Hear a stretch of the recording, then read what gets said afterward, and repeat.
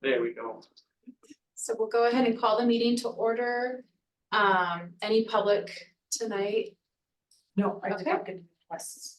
All right, we'll go ahead and approve the minutes from last month. I looked over the minutes, I can't see any changes, so I'll move we accept the minutes. Okay, great. Anybody who would like to second that? I'll second it.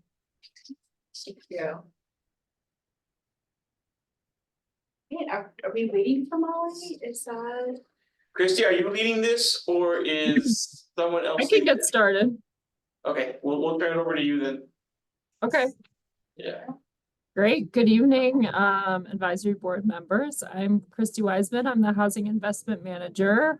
And as a reminder, I started in early March. I took over Deb's role, and I'm very excited to be presenting to you tonight. We have our competitive funding applications for this award cycle for this year that I'll be presenting. And then we'll have our applicants do quick presentations and answer questions that you have for them. I wanted to give a quick overview to get started. Just some reminders as we're diving in and talking about the project. So the first thing I wanted to share, and I'm going to share my screen here, is that as we're talking about the housing development or housing rehab projects that have applied for funding, I wanted to give you all a reminder of the income limits that you'll hear AMI percentages thrown around tonight. So 60% AMI, 80% AMI. And just as a reminder, that stands for area median income. And the 2024 numbers just came out a couple weeks ago. And so I wanted to give you a sense of what those are. So again, it's by county. So we're here in Boulder County. Don't worry about these para numbers, those aren't applicable, but it's dependent on household size. So for one person, our area median income, so 100% for 2024 is 102,200. So that's kind of the number that everything's based on. And again, this comes from census data every year. And a lot of the rental projects that you'll hear about tonight are down in this range. So you might hear 40% AMI, that's 40,880 for a single person. 60% AMI is what a lot of low-income housing tax credit projects go up to. That's 61,320 for a single person. And then it changes with bedroom size. But I just wanted to flash this up to kind of have these numbers in your mind. In case that can be helpful to think about the ranges of folks that are being served when we're talking about projects. So any questions about this? This was just kind of framing. Nope. Okay. And then I will switch over to my quick overview of my spreadsheet and my memo, and then we can jump into presentations. So with your packet, I included as readable as I could make it on a single page, a PDF here of our kind of play funding budget spreadsheet. And so you can see at the top, we have money coming into this year. So that's new grants, carry forward amounts, money that we didn't spend last year, and then the various revenue sources. As you can see, the Affordable Housing Fund is by far our largest pot, and that's really exciting. And that is really impacted by fee in lieu revenue, which we've been doing a good job of getting that in. And then as you go down, we have projects that we've promised money to. So we're kind of holding money aside from projects last year. So there's a couple projects like the in-betweens Terry roof rehab. They're finishing up. They're pretty much done. We just have some closing invoices on the financial side. LHAAB security cameras. They're figuring out the technical specifics of what vendor they want to go for. And then there's some other contracts for software, other projects. So this is money we've already promised, not available to spend this year, but we want to keep track of it. And then as we continue going down, we have our 2024 non-competitive spending bucket. So things like our single family and mobile home rehab program. Just as a set aside starting number, we put 150,000 into that program, and with $20,000 for program delivery, kind of the expenses to run the program. And then we have 2 home projects that it was Longmont's turn to receive home dollars. We're part of a consortium with Boulder, all the Boulder municipalities, as well as Broomfield, and we rotate who gets home every year. And last year was Longmont's turn. And so we made our 2 awards last year to Boulder Shelter for a scattered site acquisitions project, as well as to the In-Between for their Wesley Townhomes project.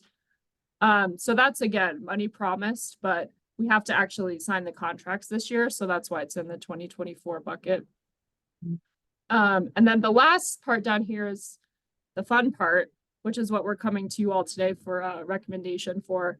And these are our competitive applications that came in the spring. So we have 8 projects from 6 organizations. As you can see, the vast majority are requesting affordable housing fund dollars. And am I sharing the right screen? Yeah, okay. Okay, I wasn't sure for a second. So yeah, the vast majority are requesting affordable housing fund dollars. As you can see, we are oversubscribed with the current requests. So we have just shy under $1 million, or excuse me, $3 million to award out in affordable housing fund dollars. And we have over 5 million in requests. So that's something for you all to be thinking about as you hear the presentations tonight. We only had 1 CDBG request, and that was the Upwards Boost program for daycare.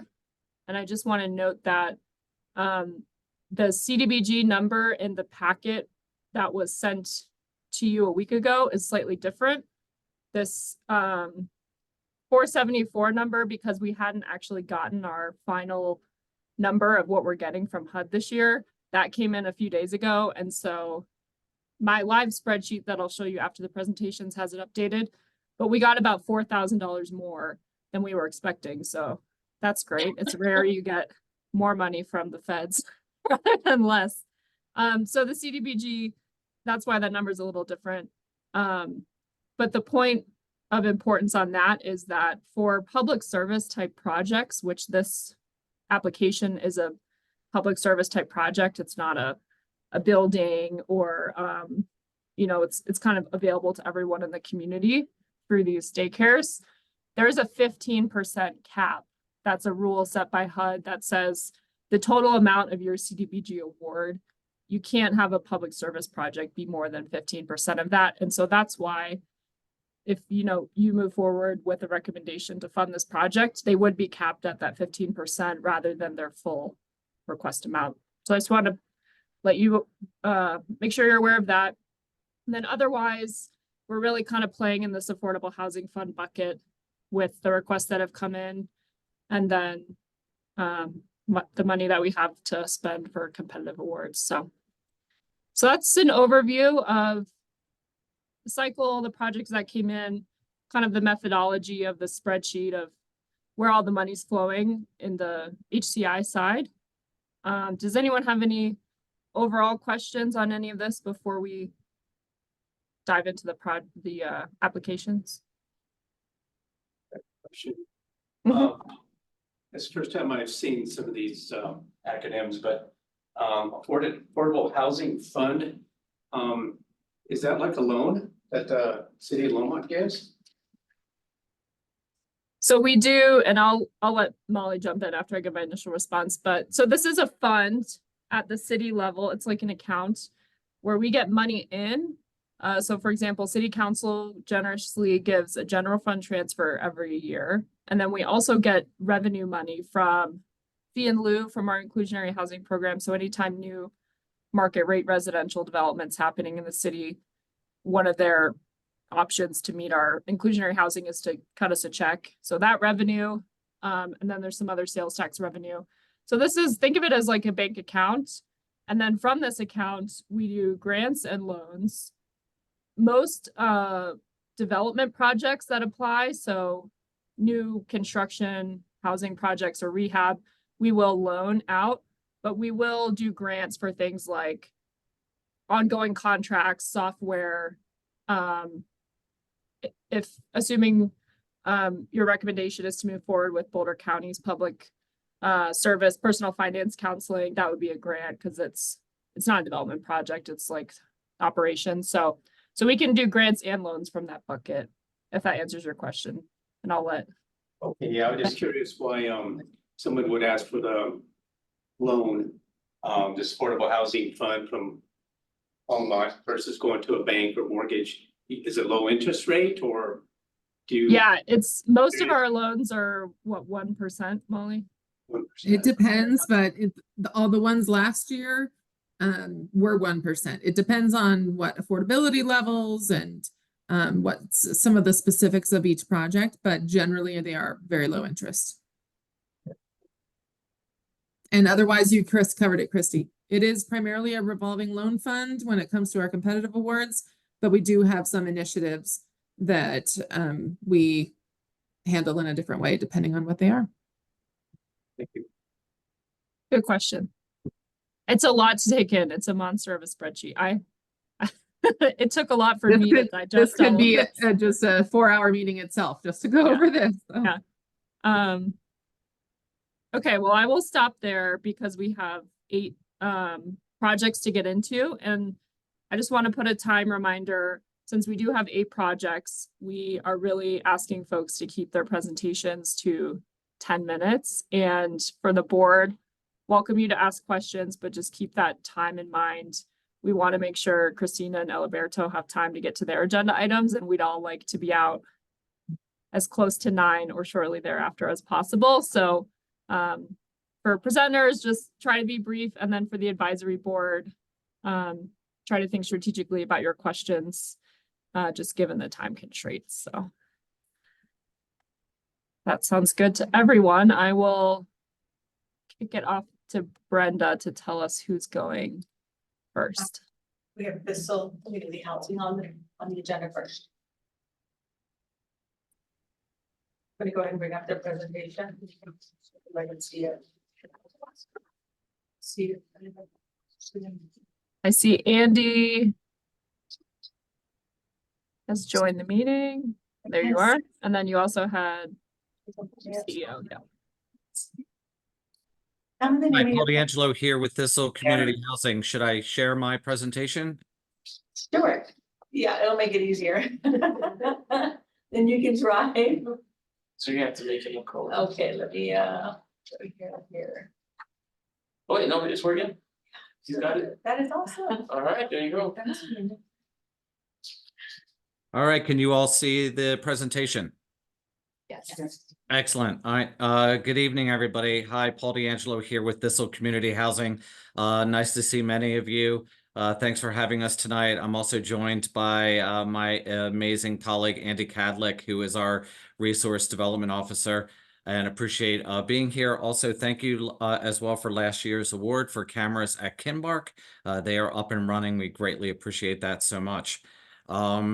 Briefly, so you all know a little bit about Thistle Community Housing. We're a nonprofit organization. We've been around since about 1986, producing, preserving, and protecting affordable housing, rental, and home ownership homes, supporting lower and moderate income individuals and families to live close to where they work and play. By the numbers, we have 574 rental units over 16 properties, 103 home ownership units for our CLT units, 120 community land trust cooperative homes at our Mapleton Mobile Home Park, and 450 homes in our 9 resident-owned communities, our mobile home parks throughout the state, working with about 1,250 families across the state. Briefly, a little bit more quickly, some fun facts about Thistle. We have been at or below 1 or 2% vacancies since October, fully staffed since last June. We are now reporting positive rental payments for all of our renters, to all three credit bureaus to help with credit scores. And also we've instituted quarterly virtual meetings for all 574 of our rental homes. We've only got 22 families participating so far, but hopefully we'll get some more. But just a few fun facts of what we're doing at Thistle. Regarding the request tonight for the Affordable Housing Fund of about $400,000, we're looking to acquire a half-acre parcel that is contiguous to our cannery apartments to utilize for a future tax credit application to develop that parcel into additional affordable units while also staging needed rehab at our cannery apartments. And the $400,000 request, if we built about 45 new units, would be about $8,500 per unit in our request. As you can see here, just a rough preliminary design sketch that we've been working with our architect firm. Utilizing the acre next door as well as some of our own land, we would look to add those 45 to 60 additional units. As well, of course, as a commitment with our mission from Thistle to develop the entire project into affordable units, probably mostly at or below 60% of the area median income, perhaps some as well as 80% AMI or below. And with the funding and purchasing, getting site control, that's the first step in further feasibility work to develop a new tax credit application. Hopefully some project benefits. This goes within the border of the Longmont Downtown Development Authority, meets multiple benchmarks in the Envision Longmont Comprehensive Plan to promote infill and redevelopment, create places for people, expand housing and employment option. High feasibility here for development due to neighboring property use, the cannery. Units developed eligible for the Prop 123 funding and unit count goals. We are ready to act fast on this parcel. It's on the market and hopefully we could close within 30 days, give or take, and an ability to fast track a rehab of the historic cannery under the LIHTC refinance with the new units additions and opening funding currently not available to just simply rehab the cannery. And again, thank you for having us here. Also, our cannery is our Longmont hub for our property management team, which has been working great for Longmont. And they would be excited, as would I, to utilize this funding to preserve additional affordable housing and a good parcel of town next to our cannery. Add additional desperately needed low-income units to the downtown Longmont area in an area where it will fit in very well, hopefully to develop a bit of an affordable mixed income community. Improve the desirability of the current property by fast-tracking rehab of the current units, and continue to remain an asset to Longmont for affordable rental housing. So again, thanks for last year. Thanks for having us back. Nice to see many of you, and I'm happy to take any questions.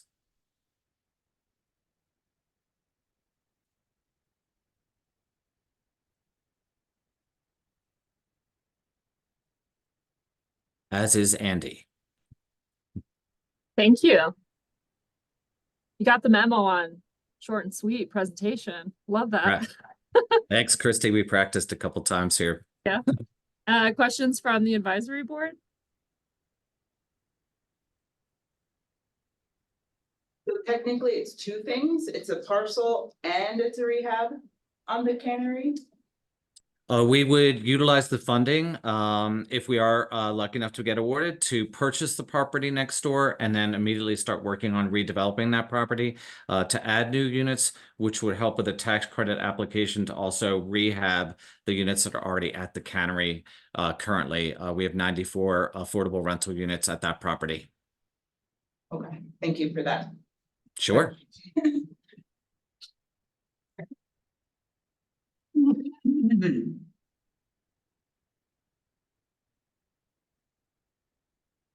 Yeah, I have a question. These new units you're gonna develop, are there gonna be any EV charging stations that you're gonna develop or add? Haven't dived in to all those details, but it is a part of any recent developments we've done. We've always had electric vehicle chargers at our sites and always looking for opportunities to add those. But I would imagine this would be a part of a application to make those available to not only residents of the new units, but the current residents of the cannery.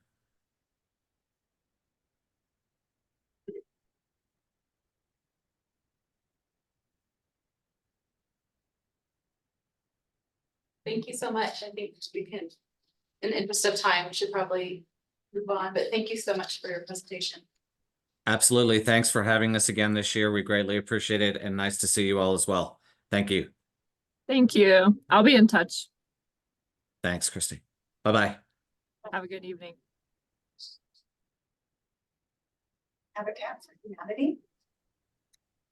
Yeah, this is David Emerson, and that was a tough act to follow. They're very efficient, so I'll try to do the same. We appreciate your time tonight. We do have two projects that we would like your consideration on. So let me make sure I can share my screen.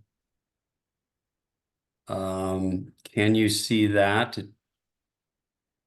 Yes. Yes. Yeah, okay, cool.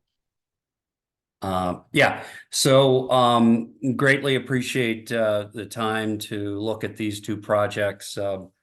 Calvary Church, we've been working with them since 2016 on this concept.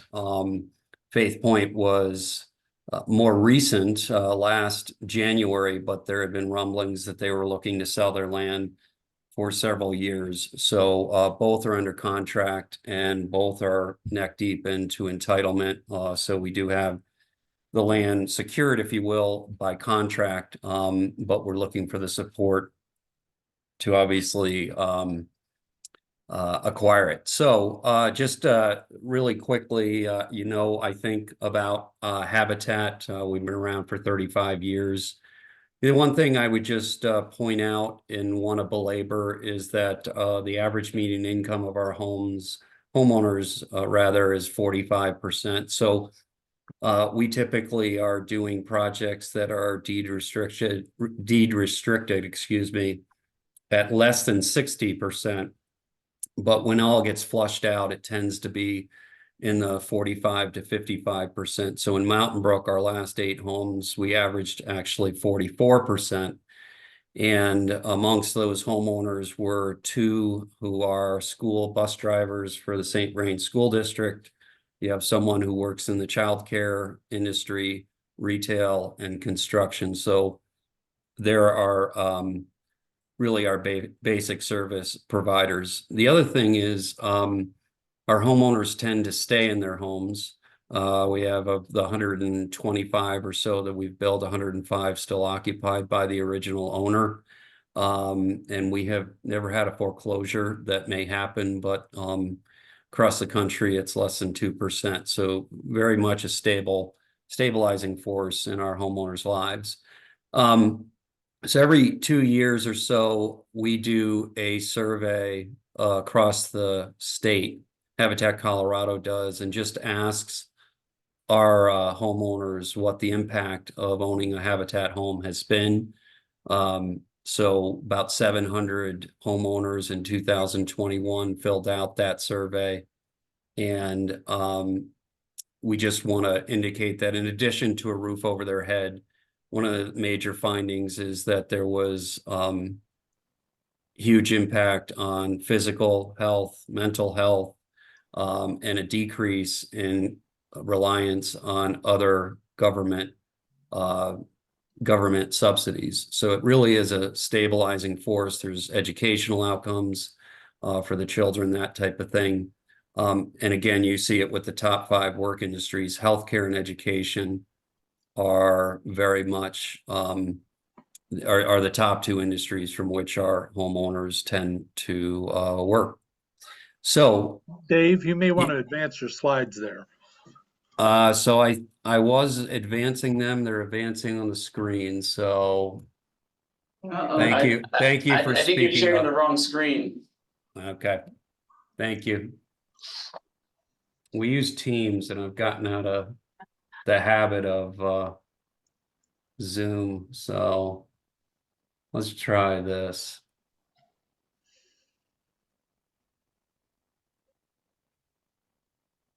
Are you seeing progress to date? Yeah. Yes. Yes. Okay, so we're on the right place then.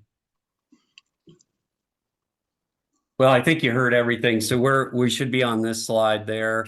This is Faith Point, just gives you an aerial view of what we have under contract. So you're talking about just south of 15th Avenue and just to the west of Terry Street. So we are planning a site plan, which I'll show you in a second, of 34 paired homes, a mix of single-story accessible homes and two-story homes. We are hoping, we've never done projects really in Longmont above 60%. But it would be our plan to be below 60%, and you kind of see what our history has been. I just have an asterisk there because obviously hitting that price point is predicated on support from the community. You see the acquisition cost that is supported by a certain what am I thinking? It is supported by a market study, and then the entitlement cost is around $90,000. So this is where we have gotten as a proposed site plan. Okay, Sorry, something. David, I just kicked you off because your screen wasn't moving, but I have a PDF, so I'll just do it for you. Okay, sounds good. Thank you. Yes. Yeah, you can keep going. One more, please. Thank you. That's the proposed site plan. So we basically, this is zoned for paired homes. We have alley loaded in the middle there, and along the outside, we have front loaded. We are required to do a pocket park here, and we do need detention. So based on our lot sizes, without going to a third or fourth floor and do stacked apartments, which would be a major concern in this area for the neighbors. This is really a fairly dense site, but we have 4 one-story ranch homes and 2 to 6, we're not sure yet, 2-story homes with 1 bedroom on the ground floor. So those are really on the outside of the project. And we do try, when we look at these subdivisions, to make sure we can get ground floor living so that it could be adapted and accessible. If you can advance one more. So we have, this is the one that's been farther along. These are actual renderings of the architecture. We've done our required neighborhood meeting. We've held an on-site meeting with the neighbors and addressed their concerns. So far, they're very happy with where we are. The environmental review is complete, and we are slated to get a first technical submission in June. Right now, no major technical hurdles, have been identified. And as I mentioned, the architecture has been identified. Next slide, please. Frankly, that graphic there is just an excuse on this slide to put to show you what we are trying to do with the 2-story model by putting an accessible bedroom on the basement. You can see that there, but our timeline is we are contractually obligated to close by March of 25. So if we can beat that, that's great, but we do have some time there. We could start construction or infrastructure in June of 26, and then we'd be beginning construction of homes in March of 27. And this statement goes to both this project and the next one. We did want to make sure this committee knew that we are getting ready to be working with Simple Homes on our current project and in Sugar Mill. And Simple Homes is basically a contractor out of Golden. They are the ones framing the very large stacked housing just to the south of Oscar Blues. If you've been down Hover onto 95th, that 4-story building, they're doing the framing there. And we have contracted with them to do the framing in Sugar Mill so that we can accelerate our pace. What they do is they do manufactured walls, and then they in a factory, and then they ship it to site and they stitch it together. And then so they'll be doing that on the next 2 duplexes we're working on now, and in a matter of weeks can get the house framed and beyond to doing the roughs and a variety of things. The reason I mention that is it is a opportunity for us to accelerate, and we do believe with both of these projects there's an opportunity there with if we get the required support to be investing more in techniques like that. David, I'm sorry to interrupt. We just needed to kind of pick up, because we're way over time at this point, so I'm Well, wondering if there's. They have two applications, so they're talking about both of them at the same time. Okay, just want to make sure we move on to the in-between as well. Yep, so we'll be Okay. done, before 20 minutes, because Calvary Development is what you see there now. That's on 23rd and Gay. So this would be 32 single family homes. And we're in the entitlement phase, again, 60% AMI. You can see the acquisition and the entitlement if you can go to the next slide. So this shows you where we are with the site plan. So the items in red, the red stars, are 10 one-story adaptable ranch homes with the possibility of a room for ADUs. So this area is zoned single family detached. And so this really is kind of the maximum density that the zone would allow with all other considerations. But those red stars, those 10 homes plus the 6 one-story adaptable alley loaded ranch homes, which are again 1-story 2-bedroom homes, would allow someone that has a physical limitation or a family member. So it's hard to find ranch homes that are 4 bedrooms, 3-4 bedrooms, that are affordable, of course, in Longmont. So we wanted to indicate that and go to the last slide. So this is it. Progress to date. We've done our pre-app, the environmental review's done, the engineering work materially done, and so we're preparing for the neighborhood meeting, which we expect in July. We have communicated with the neighborhood and received 3 inquiries out of the 1,000-foot radius.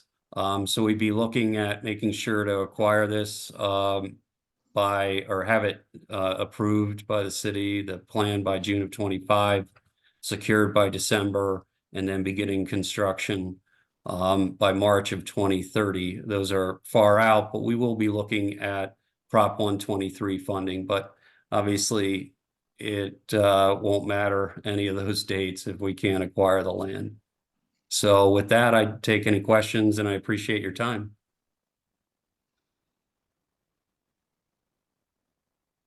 I have a question. So with respect to your tenants, do you accept tenants who are on Social Security disability? So ours is a home ownership model, but income of any kind is eligible as long as it can pay the mortgage. So we absolutely do have individuals that have Social Security or disability that is funding the mortgage. So as we're the builder and the lender, so we pass along a 0% mortgage at a price point that is affordable. Yep. Crystal, I see you have your hand raised. Yeah, I think he already kind of answered it. So my question was, the difference of this project is that families are going to actually be going into home ownership versus just rentals, right? That's correct. Yeah, it'll be permanently affordable at, what we hope is that 60%. Again, they're early in the game. But obviously, if we get funding that secures it, which is what we've done in the past, then it would be limited and deed restricted to 60% AMI. One of you had asked about whether there would be electric chargers for cars, and that is a requirement in the code. So that would be roughed in all of those houses. And can you just speak briefly on like your target population? Are you looking at like first time home buyers or like Yeah, the vast majority, I can think of very few who are not first time home buyers. But like I said, we're not seeing them as starter homes. These are homes people tend to stay in. Thank you. Thank you.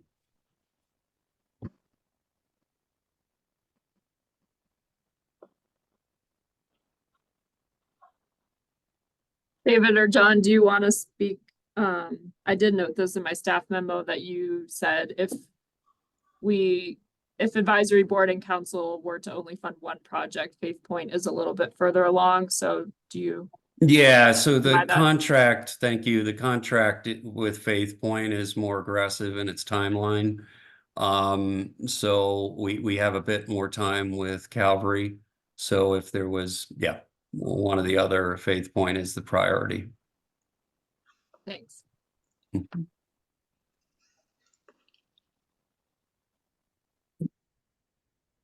Anything else for Habitat?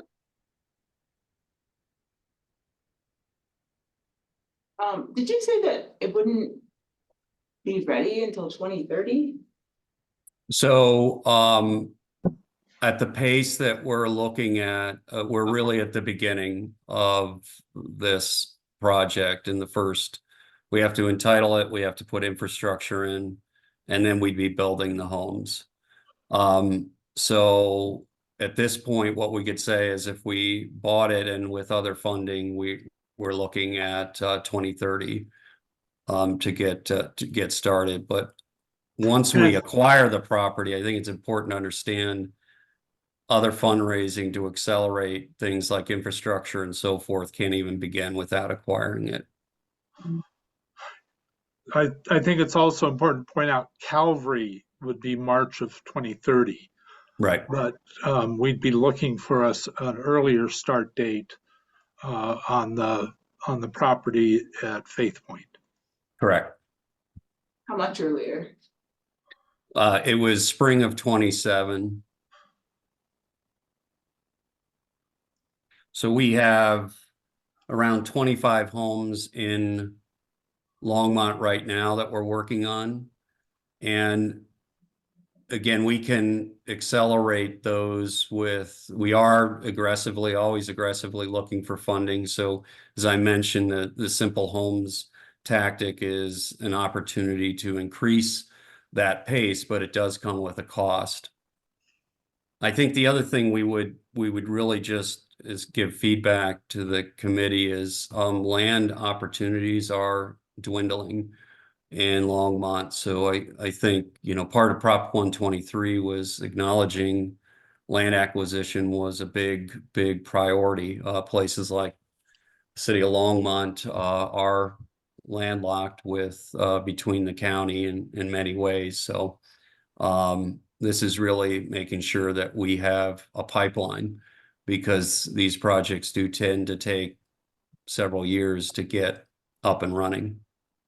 Dave, speaking to that, do you mind giving some, just for comparison, so everyone in the group understands what is taken for your existing projects like Mountain Brook and the Rogers Road? So Mountain Brook, yeah, so Mountain Brook was 8 homes, and that was when we received the land, builder-ready land, that was about 14 months to complete those 8 homes. Rogers Road was several phases. So that was acquiring one lot and then the city, which owned the lot next to it, combining that lot through a major development application. We had to indicate where the streets were. That was about 18 months worth of work, worth of engineering, worth of public process to get that replatted and so forth. And then the infrastructure had to be put in, and that was another year. And then that's the next project that we'll be starting our houses on After Sugar Mill. after our current project, which is Sugar Mill.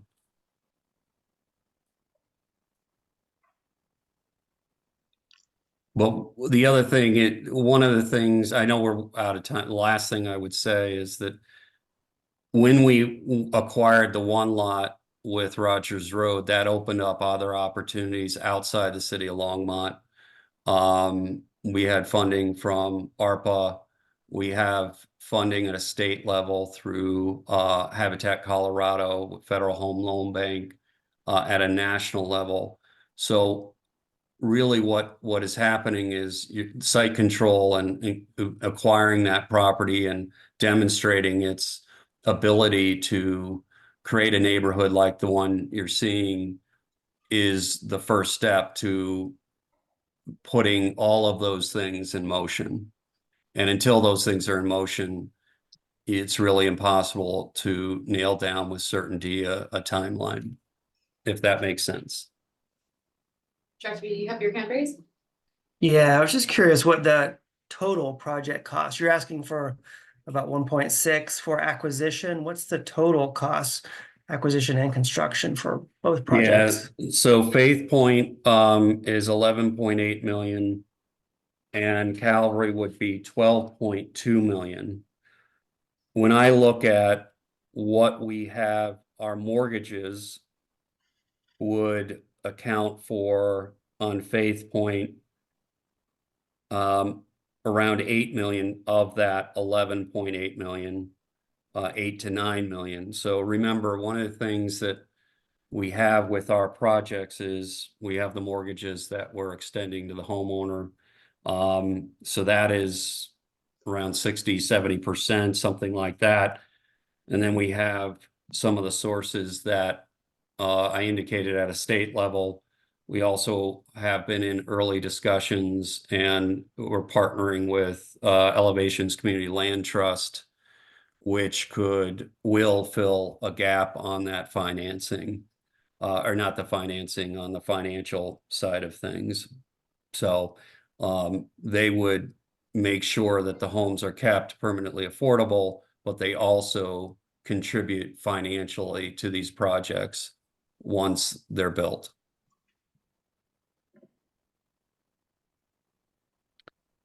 So yeah, so I'm throwing a lot of numbers, but hopefully that made sense that between the mortgage payments and these other sources, there are other opportunities. So it's not you're not raising out of that 11.8. You're not saying, this is the first 1.5 of 11.8, and every year there's more requests until you get to the 11.8, if that makes sense. And you said Elevations, you've worked with that entity before to fill in that gap? We have not, but their CEO is someone I've worked for 10 years with, and other Habitat affiliates have worked with Elevations. Across the country, Habitat affiliates have used land trusts as really a tactic to steward the permanent affordable aspect of home ownership. And Jeff, I would just chime in that we would expect somewhere between $1.5 and $2 million from the Colorado Division of Housing to help also filling that gap, in addition to the fundraising we typically do. So that's how we get to being able to do that project. Thank you. Mm-hmm. Questions? Talking about gap funding, it's one of my favorite subjects. It's the affordable housing developer and me. I will move us along, I think, to the end. Thank you, guys. So we keep going. But thank you, David and John. Sure thing. For going through both your projects with that focus on Faith Point, because I think as we discussed, that one is a little farther along. So thank you. All right, Tim and Laura. Great. Hello, everyone. Hi, Tim. Do you want to share or do you want me to share? I do have your If presentation. you would, that would be great. It helps facilitate a little more quickly. Yeah, I really appreciate the opportunity on behalf of the In-Between and Laura and I for the chance to kind of speak to a couple of projects we have. The advantage of going a little bit further in the line is that a few people have already mentioned and and spoke to the demonstrated need that we all know around affordable housing. So I'll save you those pieces. And also I understand, the challenge that you face and some very worthy projects in front of you and great agencies that, of course, we partner with and collaborate with all the time. And so you've got your work cut out for you. But I also appreciate all those other people that have their great projects presented as well. So we have two applications as well. So again, similar to Habitat, but I wanted to just mention right out of the gate, of the two, really the first is the priority would be the project that is shovel ready. We do have a project that is at that point that we hope to get into very soon. And yeah, we can run right into it if you wanted to. The Wesley Townhome project on 11th and Emery Street.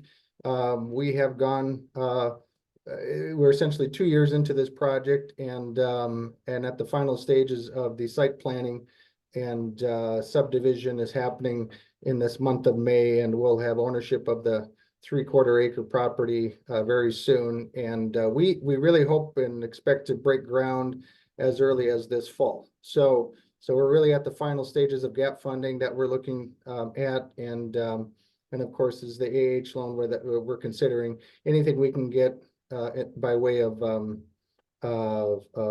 final gap funding that would minimize the burden we carry on any financing would be, would go a long way towards the completion of this project. It's about a $5.5 million project. You can see here it's 11 apartments. This will be serving people in the 40% area median income across the board. 2 of the units in this complex of 4 different builds. Unit A, 2 of those are 100% accessible units. I heard conversations of EV. In fact, we will have 2 EV charging stations. That's part of the concept we already had submitted through the site planning. This will be a passive house, energy efficient design, 100% electric, with solar panels, we hope as well in the final stages. So we think that checks a lot of the boxes of what everyone is looking for. And beyond that, similar to the the concept that in between has long held, beyond just, of course, affordable housing, it would be our intention to have it, the extension of our activities as far as case management and opportunities for people to continue to build capacity on site with the community gathering space. And so we would have life skills trainings offered on site as well, along with a playground for the kiddos. The one unique feature about this particular building, almost really quite by accident, but it happens to be that there is a Head Start center already established at the Heart of Longmont Church right across the parking lot. So we believe that this will really lend itself well for families and the 2 and 3 bedrooms that could take advantage of the Head Start, the access to Head Start preschool right on site. So all of those things really make it, and of course the location of where it's at for RTD and busing is excellent. So again, this is a shovel-ready project. We're ready to go really in a handful of months, and this is a final piece of gap funding that we're looking for. The second, if I could kind of roll into that, and I think it sort of speaks to the concept that in general the in-between we've had some success in being able to do congregational land donations and turn those into affordable housing builds, and we did that with collaboration with UCC. There it is. Yep. With the Micah Home project in 2019, 2020, and constructed 6 efficiency apartments for people who would be considered elderly disabled. And so we have we've demonstrated that capacity to do that in these smaller builds. And so here's another example of that, this time with the Heart of Longmont Church. The second application that we put in was really for land acquisition, and I know that that's being pitched by several others as well. But true to Dave's point, we really are at a place where we have to consider pipeline for the next project, and so that's really the impetus behind that request, is that we would also have the seed funds to then stack on top of it and to leverage with other dollars to be able to consider purchasing another suitable site to build approximately 20 to 30 units. And if we were to, be fortunate to come across another opportunity to build, we probably would be focusing on 1-bedroom apartments. Again, probably in that 30 and 40% AMI level, which happens to be where our wait list is the longest historically. So we believe that probably would be the next project we'd be looking at. It would be primarily 1-bedroom. But anyway, if I'm helping to catch up with a little bit of time, I can stop talking here and let you field some questions, because we kind of ran through to the finish line, but I think that's fine.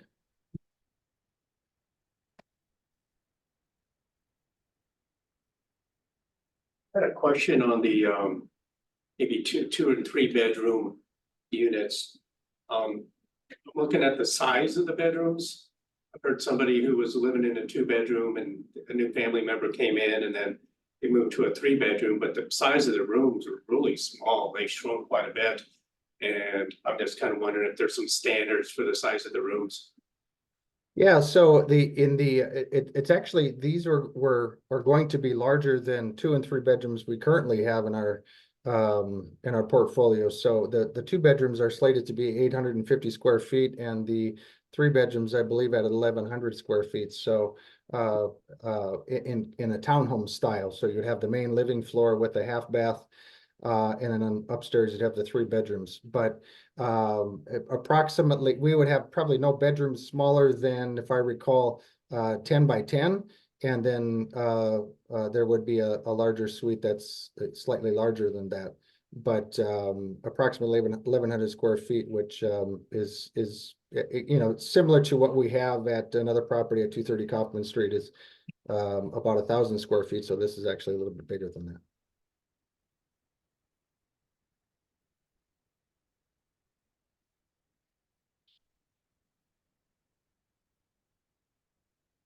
If I hadn't mentioned, I could mention one other quick point too, is that aside from the 40% AMI population that we're targeting, and obviously families certainly too, but I would consider this more of a next step housing project. So what we mean by that is, although this is permanent in nature, our hope was that people would continue to build capacity, take advantage of the services we can offer. And it's very possible those people who are benefiting from living at the Wesley townhomes could maybe one day own a Habitat house or move into market rate housing. And so it doesn't mean that it has to be the last stop, because we'll offer the services all the same as we would even with people within our transitional housing program. Molly. Can I ask you a quick question, Tim? Can you give the group a picture of where this last bit of funding sits within the overall funding structure of this, of the Wesley homes? Sure, we're quite close on the Wesley townhomes, so how this will fold in, we of course have already received 341,000 of affordable housing loan funds. So this is our second ask or request. And that will lessen the burden essentially for the second loan, or the other loan we would be carrying would be through Impact Development Fund, IDF. And we have an application in play with them. And essentially, if we can keep those funds under $1 million stacked with these dollars, we know we have the capacity with cash flow to manage about $1.5 million in lending. And at this point, we've already secured $4.5 million of the 5.5. So this really is the final piece. I think if there was one other grant that we have in play or want to have in play very soon, will be gap funds through DOH. But as I understand it, and speaking to Pamela Gibson, we would not be eligible to apply until July of this year. So that would be I believe they've upped that to 11,000. I'm sorry, 50,000 per door. So we know that now that's a $550,000 grant request that we'll be submitting come this summer. But aside from that, and with that, we would certainly be there closing the gap. But these are the final pieces. Crystal, did you want to? Yeah, I have a question and a comment. So my questions are, the units that you're providing, these are all rentals, correct? Correct. Okay, and then my comment is I really appreciate and like the fact that you folks are not only close to closing on a project, but you're already thinking about the next. And so that's super awesome and super exciting to see things in the works and ideas already starting to generate about the next project. So way to go to you guys. Appreciate that. Thank you.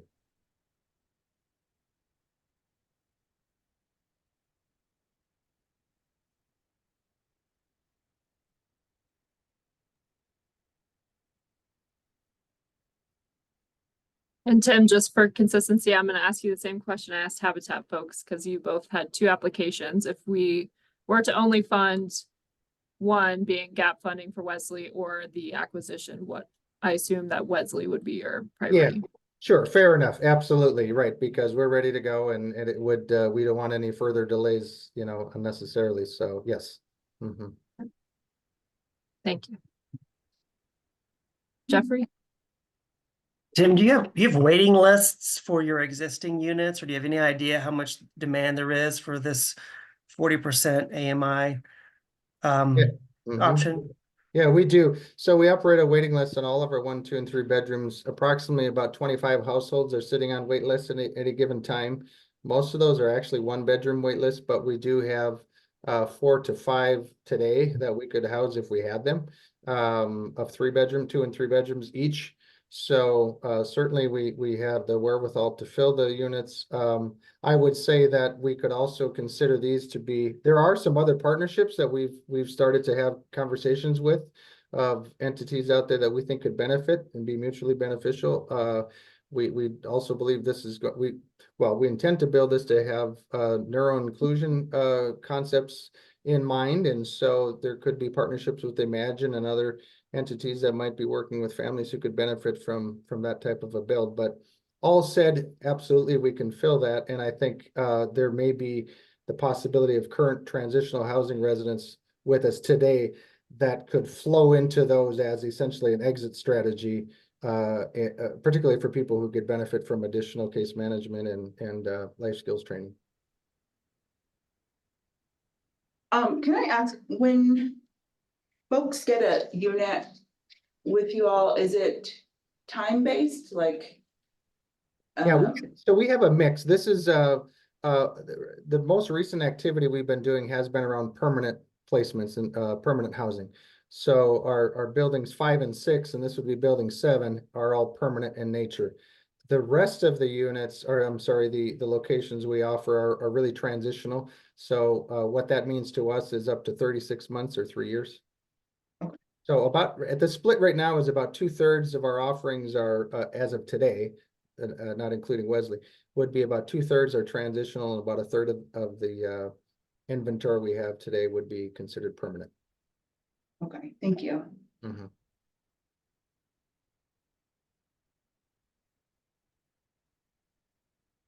All right, thank you very much, Tim.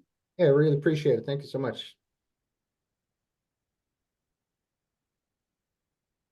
All right, next on the docket is BCHA.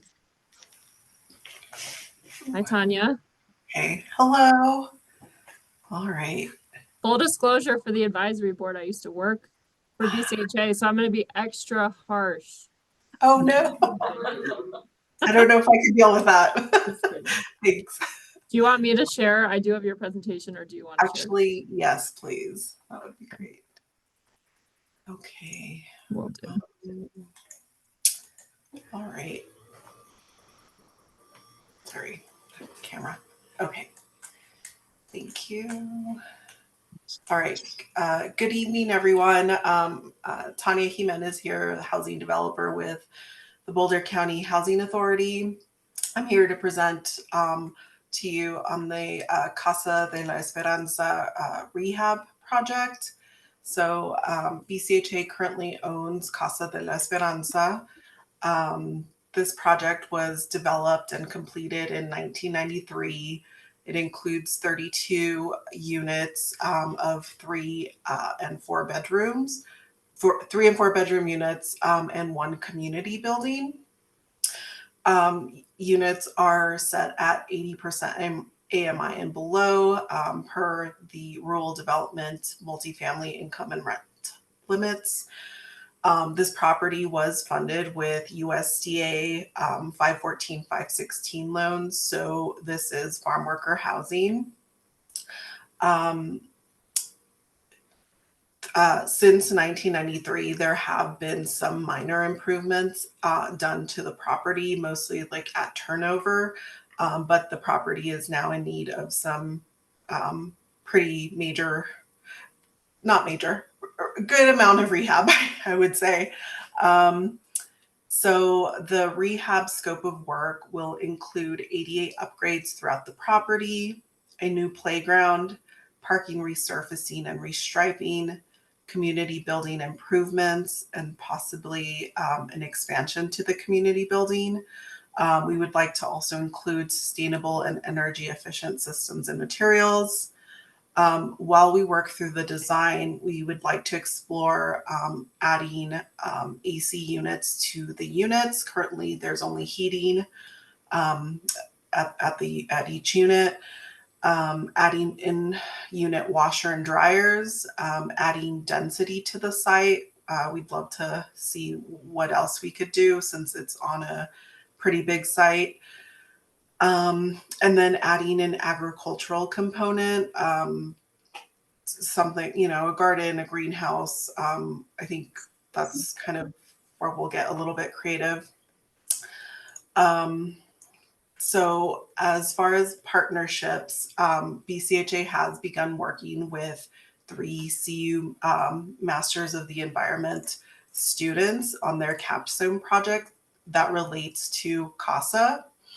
The students will be working alongside the architect that we select for this project, and they will provide sustainable design recommendations as well as a deeper dive into the 514, 516 loan products. So we're really excited to be working with them. CU is a great partner. Just a little bit about the community at CASA. So the CASA provides the community with many resources via the community building. The community is mostly Hispanic and Spanish speaking. So, you know, these resources are very important to them. There is a learning center at the community building, a robotics academy that's very popular with like the children and the teens living at CASA. They host community events in the building. They have food distribution twice a month in the community building. So the programs offered at CASA are very important to the residents, the children, the teens, and it's very clear to the residents that, you know, they're very proud of their community. As far as timeline, I think that's the next slide. And okay, so currently we're in the process of reviewing proposals for an architect. We intend to make a selection by the end of May. Once we've made our selection, we would begin our outreach and our design. So the design process would begin in June of this year, and we expect to have construction documents completed by March of 2025. Permits by the end of May of 2025, and construction beginning June of 2025 with an anticipated 12 months for construction and a completion date of June of 2026. Just as far as our budget, so currently our total development cost is a little bit over $5.8 million. This includes the base work based on the capital needs assessment. So kind of what I mentioned, the ADA upgrades, parking resurfacing, playground, community building expansion.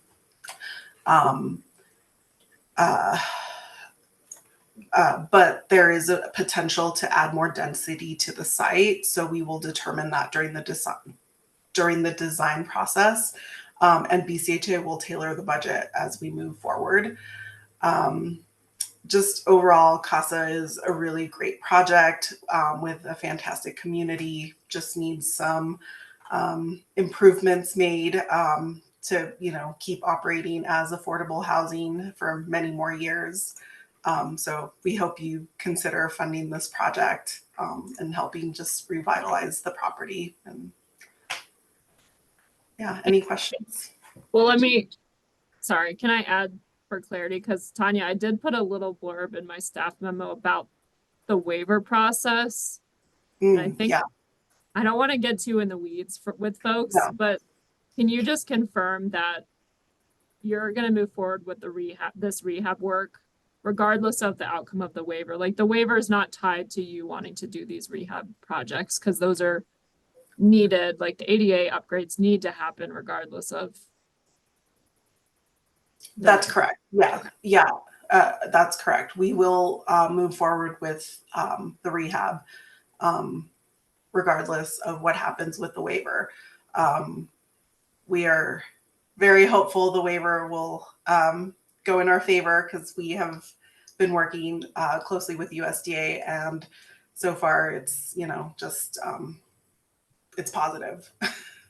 Okay, thanks. I just wanted to state that for everyone, because I wasn't sure how deep to go into the waiver, but I did mention it in the staff memo. So, Alejandro, I think you had a question. Yeah, and sorry about not being there. I just came out of a meeting myself for work 9 to 5. So I do apologize. Are undocumented people welcome to live at the casa? So it's a little bit complicated. So this, because it was funded with USDA federal funding at a federal level, it's not allowed. However, we do see families with some, like, kind of a mix of documented and undocumented within the families. So that is how we are currently.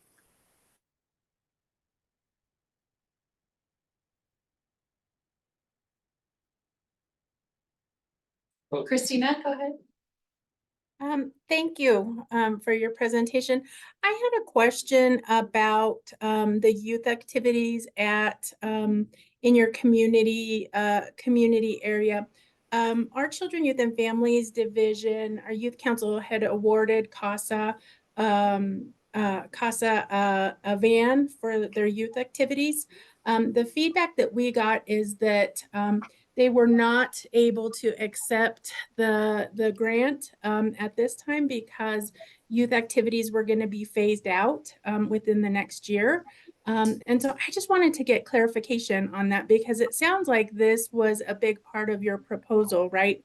The continued youth activities. So I just wanted to, the information that I had just didn't match up, and wanted to know if you had anything more that you could add to that.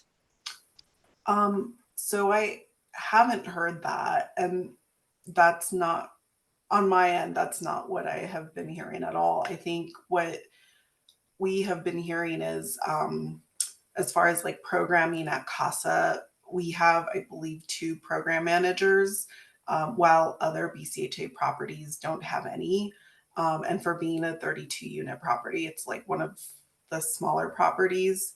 I think what I had heard was that they were trying to expand kind of the program managers into the other properties, like kind of spread the work so that the other properties also have sort of programs like CASA has. But I mean, I don't, other than that, I don't know too much about, I have not heard about programs being phased out in the next year. Yeah, no. Okay. Okay, so I may circle back with you just offline and kind of connect you with the Children, Youth, and Families Manager, because I'd hate for that other grant also to be lost if it's really needed by the kids. So okay, I'll circle back with you. Thank you. Thank you. I have two questions. I'm curious, do you have to be a farm worker? What are the qualifications to be residents at this time? Is that part of the waiver? It wasn't quite. So yes, the 514, 516 loans do require that the households be farm workers, at least like the one of the household head household person.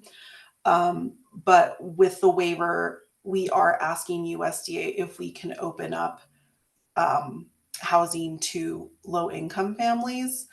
Currently, BCHA has a waiting list of over 2,000 households waiting for 3 and 4 bedroom units. So we do know the demand is there.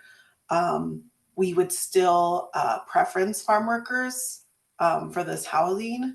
But I think by allowing just low income families, we could, operate a little bit more efficiently and just open up, our pool to people, our housing to the community. I heard recently that the commissioners are considering no longer supporting CASA. And I was wondering if that's impacting this project in any way, or maybe I misheard, but there was some discussion that that was not going to continue in the same way that it has been in terms of financial support. Yeah, I think there has been a lot of talk. I'm not sure where that's coming from. So we did, I know, in a few like board council meetings, there were like residents who were asking the commissioners to just kind of not get rid of their programming. And I think something, again, I'm not sure where, it's sort of like a rumor. The commissioners were not aware of any programming going away at CASA or housing going away. Like that's not at all the intent. So I think it's just a rumor that's out there, but that's not at all what our intent is. We are planning to rehab and just improve the property and make sure it's operating and we can just house people and fill our units at CASA. Thank you. Yeah. Jeffrey. Yeah, I had a couple questions. One was, I think you mentioned there's a chance of increasing density and you're going to go through a design process. And I'm really curious to learn a little bit more about that and to better understand, what the likelihood is of increased density. And then my second set of questions is about the community center. Do you have an idea on the splits? How much, with your request, how much do you think will be spent on the community center and how much do you think will actually be spent on the housing units? And do the tenants contribute to the maintenance of the community center? Are there fees that help with the maintenance of that facility? Okay, that's a few questions. So It is. Sorry about that. Start with one. Let's see. The first one was regarding Density. Okay, density. So again, at a minimum, we are just addressing the ADA requirements. That's very important to like health and safety of the community. So density would be also just us kind of figuring out like if it's possible in the first place based on like zoning and just the layout of the property, if it makes sense to move forward that way, but also just looking at other types of funding.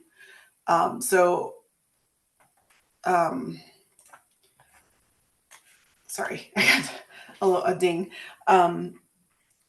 So I think that's just something we will look at as we work with our architect. I don't necessarily have a definite answer at this moment, but it's not every day that we get to rehab this property. So I think it's a good time to just look at all the possibilities that we can, how we can improve the property. And if it includes adding more housing, that would be great because that means we can house more people. Sorry. And then the second question was around the community building. How much funding would go to the community building versus like the units. I also don't have kind of that breakout yet. I would think, I don't know, 40 to 50% maybe of Well, actually, no. So I would think the majority of the funding we get for this project would go towards like community building and just the community spaces, since that is our like main focus. Again, if we determine to do like the additional work of in-unit washer and dryer, AC, then, you know, we start to add things to the units. But overall, the units are in pretty good shape. Again, like the community is very proud of their community and they take care of their units. So there isn't, you know, they're holding up pretty well for 30 plus years. It's more just of an aesthetic and just, you know, adding some features to make their units a little bit more comfortable. And then I think that was it. Was that it? Or That was it. Yes. Thank you Okay. very much. Thanks. Crystal, I see your hand.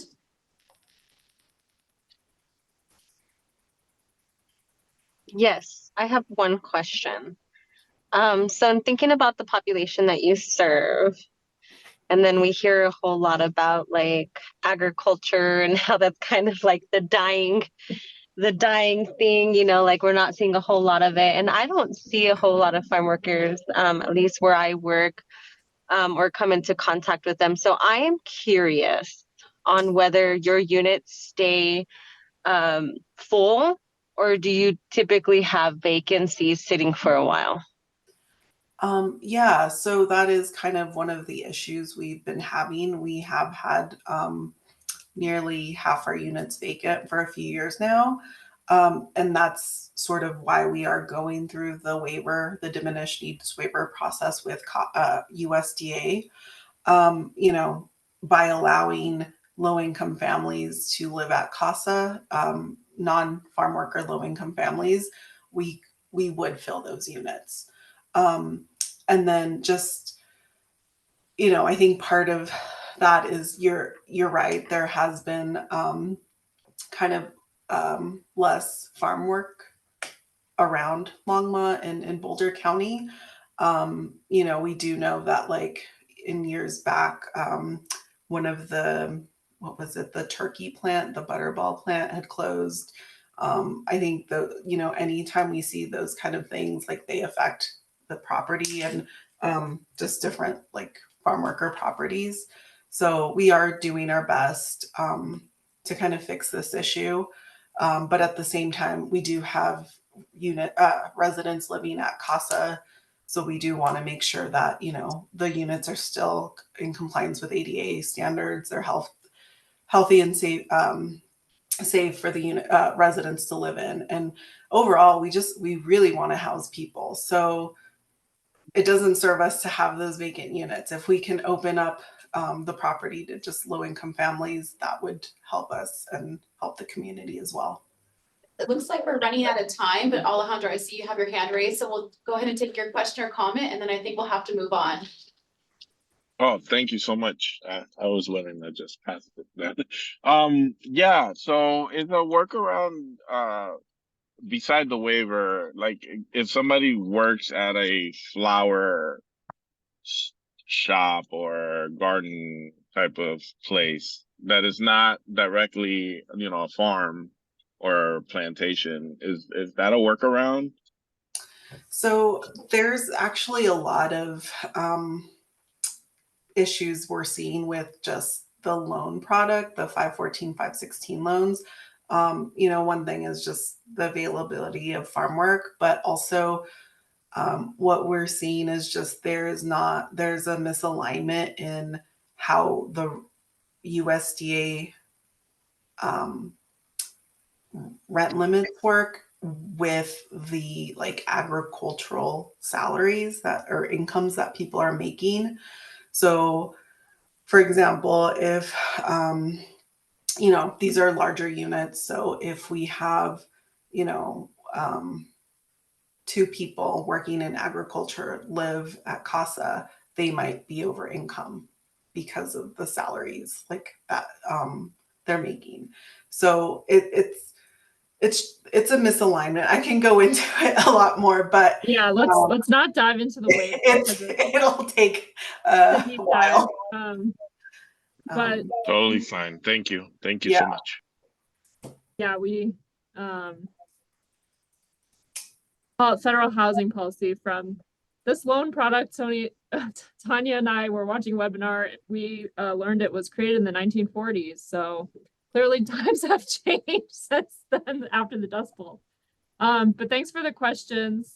And yeah, the main point I want to emphasize, which I asked at the beginning, the waiver is a great step in order to work on vacancy, but this rehab work is separate and independent and still needed from the waiver. So just wanted to emphasize that again for the board. And let's move on to Boulder County Personal Finance. Thank you, Tanya.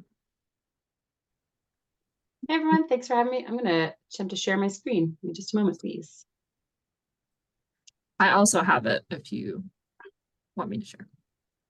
All right. Well, you just tell me if you can see it. You are too fast. On it. Okay. Awesome. Well, my name is Meredith and I represent the Boulder County Personal Finance Program, and we have partnered with the City of Longmont to serve City of Longmont residents for a while. And so thanks for having me here, and also thank you for previous funding and previous support. I want to kind of kick things off a bit with setting a bit of a landscape. And I like to do this because in certain ways we feel it, and other ways we don't necessarily know. So things we feel. We know that things cost more money right now. We know that it costs a lot when you go to the grocery store. But do we know that right now we're spending more money than ever, and still credit is being used to determine if someone is going to rent to a family? And housing costs are about 15% above the national average here in Colorado. Debt has exponentially increased. So we know that COVID-19 had a massive impact on how much debt households were taking on. I recently read that in Colorado, either a foreclosure or eviction is threatening up to 40% of residents, and that's within the next 2 months. Americans owe 1.7 trillion in student loan debt, and the average interest rate to buy a property in Colorado is over 7%. I say these things not to be discouraging, but to really set the landscape of times are tough. You feel it, we feel it, and really the vulnerable are always the most vulnerable. So these things impact folks a bit more deeply when you're looking at lower income levels. So the personal finance program has a goal of saying, how do we help the community navigate complicated systems that may not have been intended for them to navigate? How do we increase access to financial systems and financial knowledge so that you are playing a game with the rules? And then how do we increase confidence in making financial decisions? So how do we do that? We meet with folks one-on-one, in person, by phone, by video. And in those appointments, you as a community member meet with a counselor one-on-one, and you say, here's what's going on. And we get the opportunity to listen and then combine industry knowledge with coaching tactics to say, how do we get you where you want to go? What's going to make you feel more confident in making financial decisions? So we talk about how to navigate tricky financial times. We take a deep dive into a credit report and talk about what happens when a collector calls, what your rights are. We talk about the foreclosure process, which, if you didn't know, in Colorado, we have a very unique foreclosure timeline. There is no other system like it in the United States. And you don't need to know anything about it until you suddenly need to know everything about it. We help folks navigate that really tricky and stressful time. We also talk about the good stuff. You want to buy a house. Who's involved? What do you need to know? What is a title company? What is a DTI? Why does it matter to you? How does your credit impact it? And what are your student loans going to do for you when you're trying to buy a house? We are the experts so that you don't have to be. We want to make sure that you feel comfortable in knowing what you're getting into. And with that, we also help folks navigate debt reduction as well as student loan debt reduction. If you've been paying attention to what's going on in the news over the last year, you might have actually turned off your ears a little bit because it's been really complicated to figure out what's going on with student loans. So that's our job. We are the ones listening to the news and going through all the paperwork and making sure that folks understand what options they have when it comes to reducing debt, and particularly student loan debt. We also talk about things like the banking system. What's a check system versus a credit system? And we also are certified to do a reverse mortgage education, which is a requirement if you take out a reverse mortgage product. All of our sessions are free. They're all confidential, and they're free because we're grant funded through programs like the CDBG program, so that we can meet with folks and cover the salary of the counselor so that people have access to financial education and an unbiased source. And we're really proud of it. Honestly, in the last year, we've met with more folks than we've ever met with before. We think that's because the need is high. And we also think it's because word is out that things are working or can work. We follow up with folks immediately after an appointment. We follow up after 2 months. We follow up after 6 months. And in that time, we ask folks what's working, what's not working. And we see that people are improving their credit. They are reducing expenses. We had over 75 families avoid foreclosure last year. We're getting folks connected with resources whenever possible. And we were happy to see that about 70% of the folks we heard from were on track to meet their goal or had already met it. A particular, I'm thinking in Spanish, cifra, a particular data point that I'm really proud of is in the last few years, we have helped our clients get over $2.4 million in student loan debt canceled.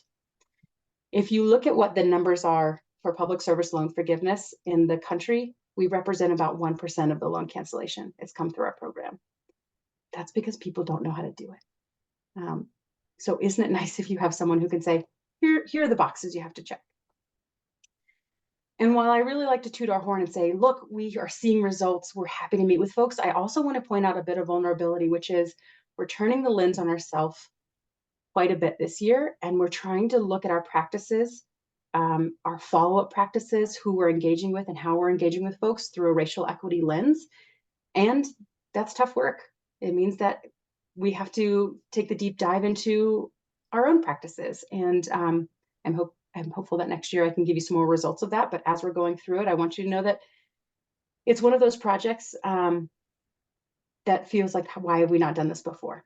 So I'm happy to answer more questions about that, but please know that is something that we are in the middle of doing, because when we're telling people stories and giving impacts for the program, we want to make sure we're representing the community that we're serving, and we want to think about whose stories we're telling. So moving on a little bit, here's how we want to go further. You are probably pretty aware of the HousePad project. We would like to get involved. We want to support it. Our understanding is that there are 180 units that are going to come online, and they are going to be below market rate. And we would like to provide individualized appointments to folks who want to get into homeownership. We want to make sure they have that in-depth understanding of what they're signing up for. How does the mortgage work? Again, who's involved? How does your financial situation plug into this? What are all these documents mean before you sign them? How do you feel confident talking to a lender so that you know that you are not the product, but instead are the client and the customer? We do this not only because we know housing counseling lowers foreclosure rates and it lowers average household debt, but we also do it because homeownership doesn't start with someone who's ready. Homeownership starts with stabilizing the community, which starts with a renter. Even unstable renters, folks who may be struggling right now, given a little time, given the rules of the game, given a coach who's going to say, here's what's going to take. Let's meet in a couple months and check in again. Let's check in again.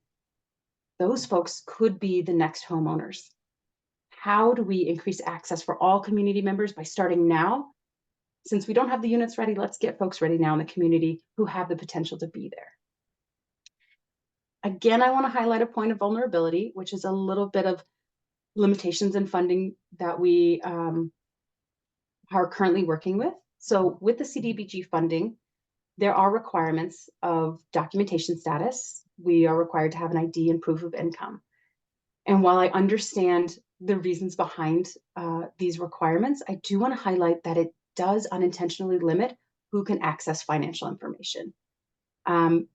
When we think about documentation status with this funding, it limits folks who have mixed documentation households or who are undocumented, who may also not have access to public benefits or other stabilizing interventions in their life.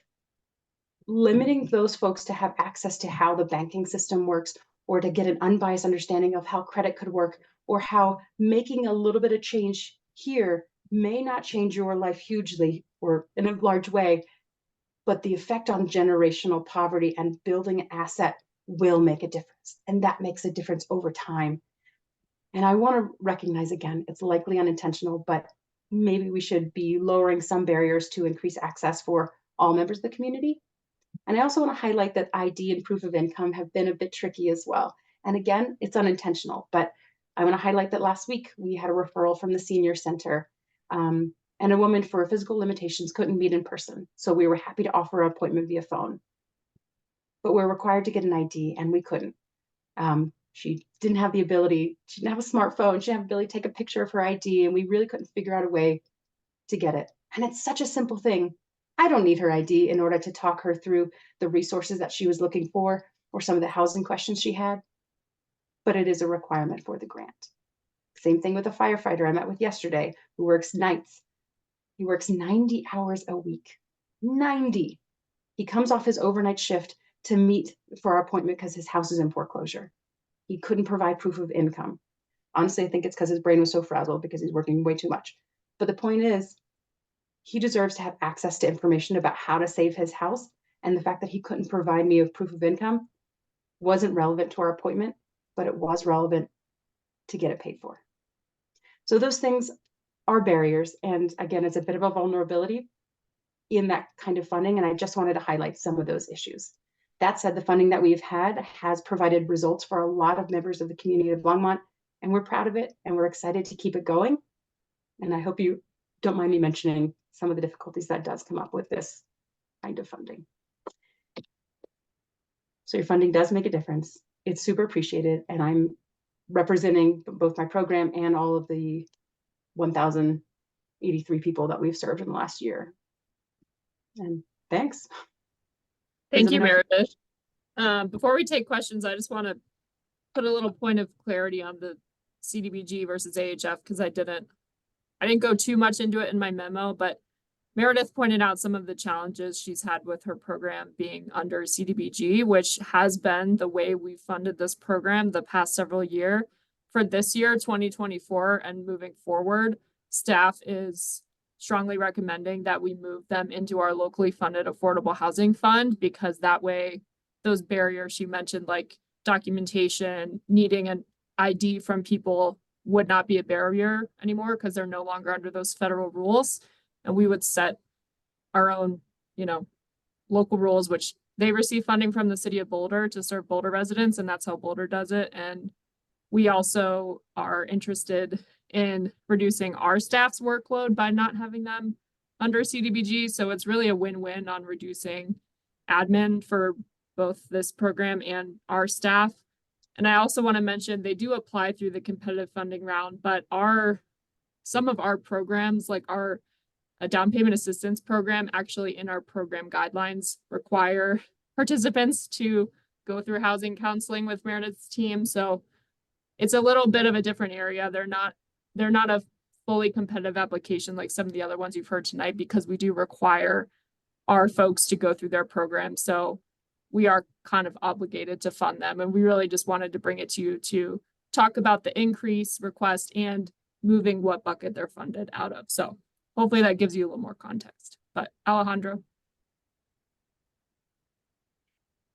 Thank you. So let me get this right. Individuals can be undocumented, but still, if they have an ID, a Colorado state ID, and proof of income, they're good to go. So the truth is, in our program, we will meet with anyone at any documentation status, but a City of Longmont resident is funded through CDBG funding. And under those guidelines, we could not fund meeting with a person if they were undocumented. However, our program has generally just tried to find another way to fund them, which has been difficult. But because we want to meet with everyone, it doesn't matter if they have an ID. If they're undocumented, the CDBG funds will not cover the cost of their appointment. Well, there is a big difference between being undocumented and being able to have a state Colorado ID. Absolutely. To specify, the CDBG funding requires that you are either a legal permanent resident or a citizen. Okay, perfect. Thank you. Yeah. Crystal. Yes, I have a question and a comment. One, you guys have a wonderful program. I refer hundreds of participants each year.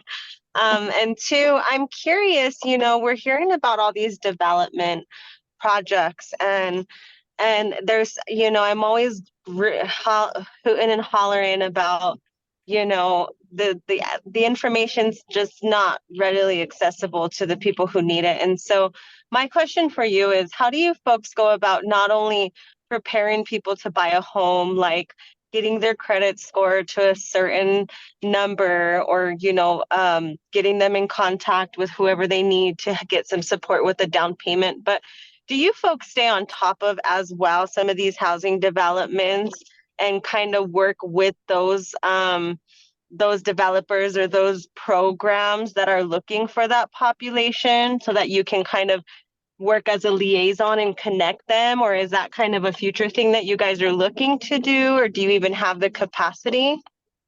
That's a great question.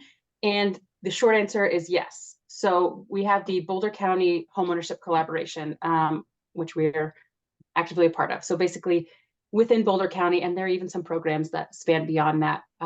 There are programs that are both down payment assistance related, as well as below market rate or affordable, depending on how you define that term, units. And those are physical units through the city of Boulder, potentially through the city of Longmont, Thistle communities. We look at the PI program. And we meet quarterly to talk about what projects are coming online. Elevations Community Land Trust is also one of those. To know what's available. And in a pre-purchase appointment, we have those at our fingertips to say, here is what is active, what's online, here's how you apply. However, it's not just someone coming in who is ready for home ownership that is going to benefit from that knowledge. We work with folks, I would say, in fact, the last time I ran the numbers, I think it was about 85% of our clients that we work with fall under the 80% of area median income, which means that they're on the lower income side of things. And a lot of the way that we get contact with folks is through community organizations such as the Our Center, EFA, the domestic violence shelters, places where people go when they're feeling the most vulnerable. And that's where those conversations can start. Maybe the conversation is, right now you're getting rental assistance. How do we help you lower the financial stress otherwise in your life? And how do we get you out of thinking of just right now because it's overwhelming to think about what could be and look a little bigger picture? Did you know that you could get down payment assistance in 2 years from now, potentially? What would it take you to get there? Because sometimes addressing the right now is exactly what we need to do. And sometimes saying, by the way, this is possible. Sometimes that's just what we need to do. That's just the conversation we need to have, which is why we find it really important to know what programs are out there that are assistance-based, but also have physical units, because those are extremely valuable. And maybe that is the only way to home ownership for some folks. Habitat for Humanity, St. Vrain, and Boulder Valley also are part of that home ownership collaborative that we actively partner with. I think we have just one more. That's it. Sorry, Crystal, I wanted to make sure that we have time for one more question or comment, and Eliberto has something that he wanted to say. So Meredith, just real quickly, when you look at your funding sources, when I look at the memo that that Christy provided, are you primarily funded just through like the city and county funds? Do you guys have any other fundings or revenue streams? Yes, great question. So it changes year by year. We are always trying to be somewhere at least half funded by grants, because we have safety net funds through the county, which do have an expiration date. So we're trying to make those last as long as possible. So to fill the gap of funding that we have a grant through the city of Boulder. In the last several years, we've had a grant through the city of Longmont.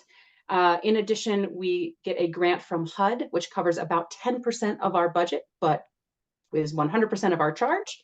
Would love to take that up with them. And we have also actively sought out funding around housing stability work. So in the last 3 years, we had about 80% of our budget covered through grants. The major grant of that was federal funds that came through the CARES Act, dealing with essentially foreclosure and evictions through having a COVID crisis. Those funds are gone, so we're finding this is the first year in a while that we're seeing less than half of our budget being covered through grants at this moment. Thank you. Thank you so much, Meredith. Thanks, Meredith. Okay. Have a great evening. Right. Thank you. You too. Melanie, thank you for sitting through everyone else's presentations. Happy to, thank you. I do have your presentation. Would you like me to share or do you want to share your own screen? Let me try and we'll see how this goes. Thank you. Yep. Hopefully you're not on the East Coast. No, I'm actually in California, so Okay, good. you So know, it's not as a little late. bit earlier. If you see me like swatting like this, I'm outside because my two little ones are going to bed right now. So there's some mosquitoes out here. All right. So my name's Melanie. I'm the Community Impact Manager here at Upwards. Upwards is the nation's largest childcare network, supporting over 126,000 micro enterprise childcare providers, the majority of which, like Upwards, are women-run and minority-owned. So we're a full-service tech-driven care company. We're trying to take a holistic approach to, bring together this ecosystem of families, providers, employers, and governments with the very ambitious mission to solve care for good. So a little background, I actually first became aware of Upwards as a parent myself. Both my kids go to Upwards partner daycares, and now I work on the government side of Upwards. So we have, you see the screen okay? Yes. We have extensive experience working with government partners on the federal, state, and local level. On the local level, we partner with cities and counties to run our flagship program, Boost, which is the program I want to share with you tonight, with the help of CDBG funding. So our Boost program, it stands for Business Operation and Optimization Support Tools, is an economic development micro enterprise assistance program geared towards supporting licensed in-home daycares who serve children from 0 to 5, but also up to age 13 with before and after school care. And there are a few reasons we focus on home daycares. We have a vast network. It's not all home daycares, but for the Boost program, it focuses specifically on home daycares because they are much more affordable than the center-based care options. They're closer in proximity, more accessible, especially for families who rely on public transportation. They're much more likely to accept subsidy for low to moderate income families, and they offer much more flexible hours for those who work beyond the typical Monday through Friday, 9 to 5. So you hear about that, you know, firefighter working 90 hours a week. You know, these offer much more flexible hours. Now, while these providers offer a vital and valuable service to the working families in our communities, the average income for a home daycare provider in Longmont is $15 an hour, or about $31,000 a year. So really, this program services a huge need in Longmont. We've identified 30 of these home daycare providers, but only 30% are operating at maximum capacity, which means the majority are not operating at a sustainable level. We're mindful of all these wonderful applicants, so we propose to support 11 daycares to start. The cost is $8,000 per daycare. Should additional funding be made available, we could double the impact than what's outlined in our application. So that's what you see here on the screen would be really servicing all of the daycares that aren't operating at full capacity. So of these daycares, about a third would bring on a teaching assistant within the program year. And by doing so, they would open up over 24 new childcare slots. If we were to, you know, stick with those 11 daycares, that would be 4 new jobs and over 24 childcare slots. They would increase their revenue while potentially decreasing the cost of tuition for Longmont's families. And this graphic helps illustrate that in the middle, where you can see that if the daycare is just a single, you know, woman running a small daycare, they're limited to 5 children. So all the overhead costs are on the backs of those 5 families. Whereas if they bring on a teaching assistant, they could spread it out over to 12 families, lowering the cost per family, even with the additional cost of the teaching assistant. Now, this slide illustrates the capacity gap in Longmont. So the top number, almost 5,000 children under the age of 5. The current capacity is just over 1,700, leaving a capacity gap of over 3,200. That would equate to 268 new daycares that would be needed. So clearly, we can't afford to lose the existing daycares that that need the help the most. I have more statistics, but I want to focus on the solution first, and I can always give you more details in the question and answer period. So to jump into what Boost does, we would partner with the daycares who are deemed at highest risk of closing and serve the highest need families. These daycares would receive free business and technical support throughout the program year, including a childcare management software system. Again, we're a tech company at our heart, that digitizes the daycare's operations. So this includes our proprietary family matching algorithm, which is how we can kind of immediately fill the additional spots created once they bring on a teaching assistant. It also would include marketing support, enrollment automation, curriculum management. Again, my kids went to Upwards Daycare, so I can really vouch for the high quality of the curriculum. And I know we're kind of tight on time, so one thing I do also just love to point out is that there's also the benefit of being a tech company is there's a automatic translation component into over 30 languages between the parents and the providers. Another huge aspect of Boost and what the CDBG funding would be going towards specifically is that in addition to the technical support, each childcare provider would be paired with a dedicated care specialist, and they would really serve as their mentor. So through the personalized coaching and training, the care specialist would really empower the providers to build a solid groundwork for their daycares by offering advice and imparting critical insights. For example, Starlin, who's pictured here, has over 18 years experience in the childcare industry. So the bulk of the CDBG funding would be going towards covering just a portion of the salaries of these specialists, as well as the other rest of the team that's integral to the Boost program. And then Upwards has an in-kind contribution for all the non-personnel costs associated with the program. So the results would be increasing revenue for the home daycares, stabilizing and retaining their jobs in a childcare industry that you cannot take that for granted. And again, I can jump back to kind of the post-COVID numbers. Create jobs by hiring the teaching assistants. So again, if we take on 11 partner daycares, that'd be at least 4 new jobs, which in turn would hopefully, all those teaching assistants would also gain the benefit of all the training that the daycare owners themselves are receiving with the care coaches.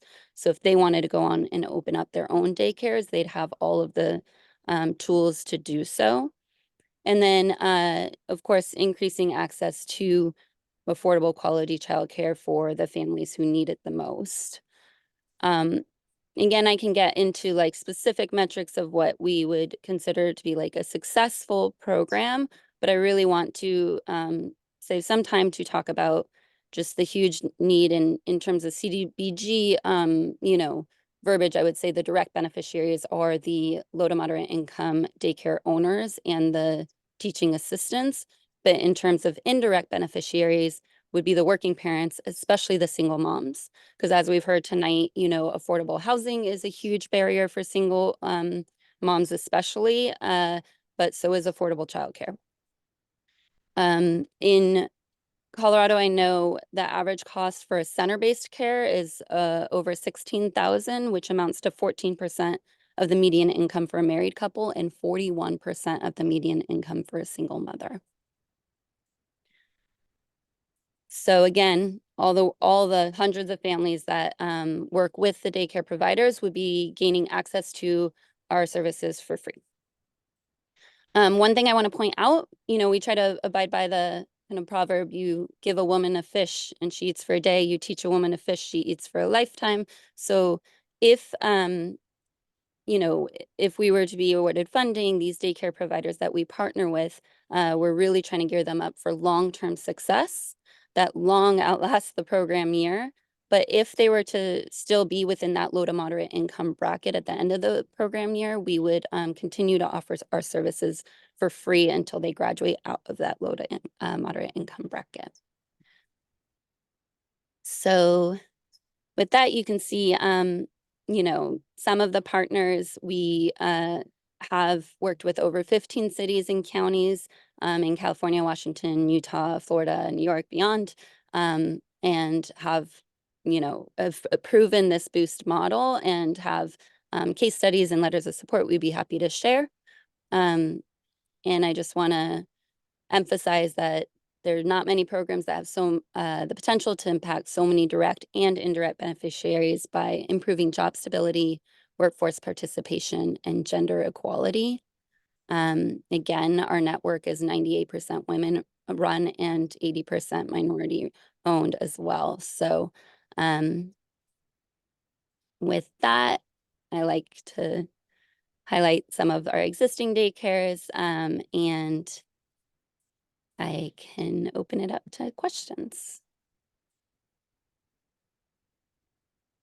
Okay, so, and my daughter went to a home daycare, so, but so from going from 5 children to 5 to 12, right? I think, don't you need more than just an assistant? Don't you need like more space for like naps and more sinks and all those things? You need, yes, you need, you know, support to increase from the small license to the large license, and that is specific support that the care provider or the care coaches would provide. So that's why we just do a conservative estimate that only 30% of the daycares will choose to take that on. But for those that do, we make it as easy as possible for them to do so. We're, you know, those care coaches are available 24/7 to really walk them through the entire process. Some choose to, you know, take on the assistant even after the program year, but we're focusing on the results within the program year. And another big hesitation for doing that really is that a lot of these home daycares are operating with like word of mouth referrals. And so we, you know, the second we kind of confirm which daycares we would partner with who are at the highest risk and serving the highest need families, once we kind of onboard them into the program, we immediately start working to make like a, you know, a list of families who would be interested in enrolling their kids into that daycare so that we can immediately fill those spots. So they're not paying for a teaching assistant that, you know, without seeing that kind of increase in revenue very, very quickly. So that helps encourage, you know, the daycare providers to take that leap, which is really one of the best ways they can become more, you know, operationally sustainable longer term. Are their homes are big enough for 12 children? Sorry. Oh, it's that's why we just, you know, roughly estimate like a third would bring on the teaching assistant to kind of account for any of the daycares that cannot. But all, you know, it's hard to answer that specifically until we, you know, were to vet all interested applicants, and then we would be able to address their specific needs. And again, that's just one way to be more operationally sustainable. So really the care coaches are the first thing is they're gonna talk to them about what their specific needs and desires are. Crystal, I think you're next, and then Martha, and then I think that's all we have time for. So Crystal? Yeah, my question for you is do you serve only Boulder County? Or is this a statewide, So nationwide program? Sorry. So we are a nationwide company. We have 126,000 daycare providers across the country. This program that we're applying for would be specifically for daycares in Longmont, specifically. They run them out of their homes, so it's very easy to prove that. Do you have an estimate of how many daycares are a part of your program in the Longmont area? So there's 30 home daycares that could be part of the program, but we're not currently partnered with any of them, but we are they are already, gain the benefit of being like listed on our website. So you could go to Thank our you. website and kind of type in Longmont and see the general, areas. Again, we wouldn't disclose exact addresses until they were enrolled in the program, since they're running them out of their house. Thank you. I mean, that partially answers a little bit of my question, but like, in the role that I do, with my work, I'm seeing that, CCAP has enrollment freeze, and it's been in place since March. And I was just curious about how that is impacting, or if this would assist with the fact that that's on an enrollment freeze.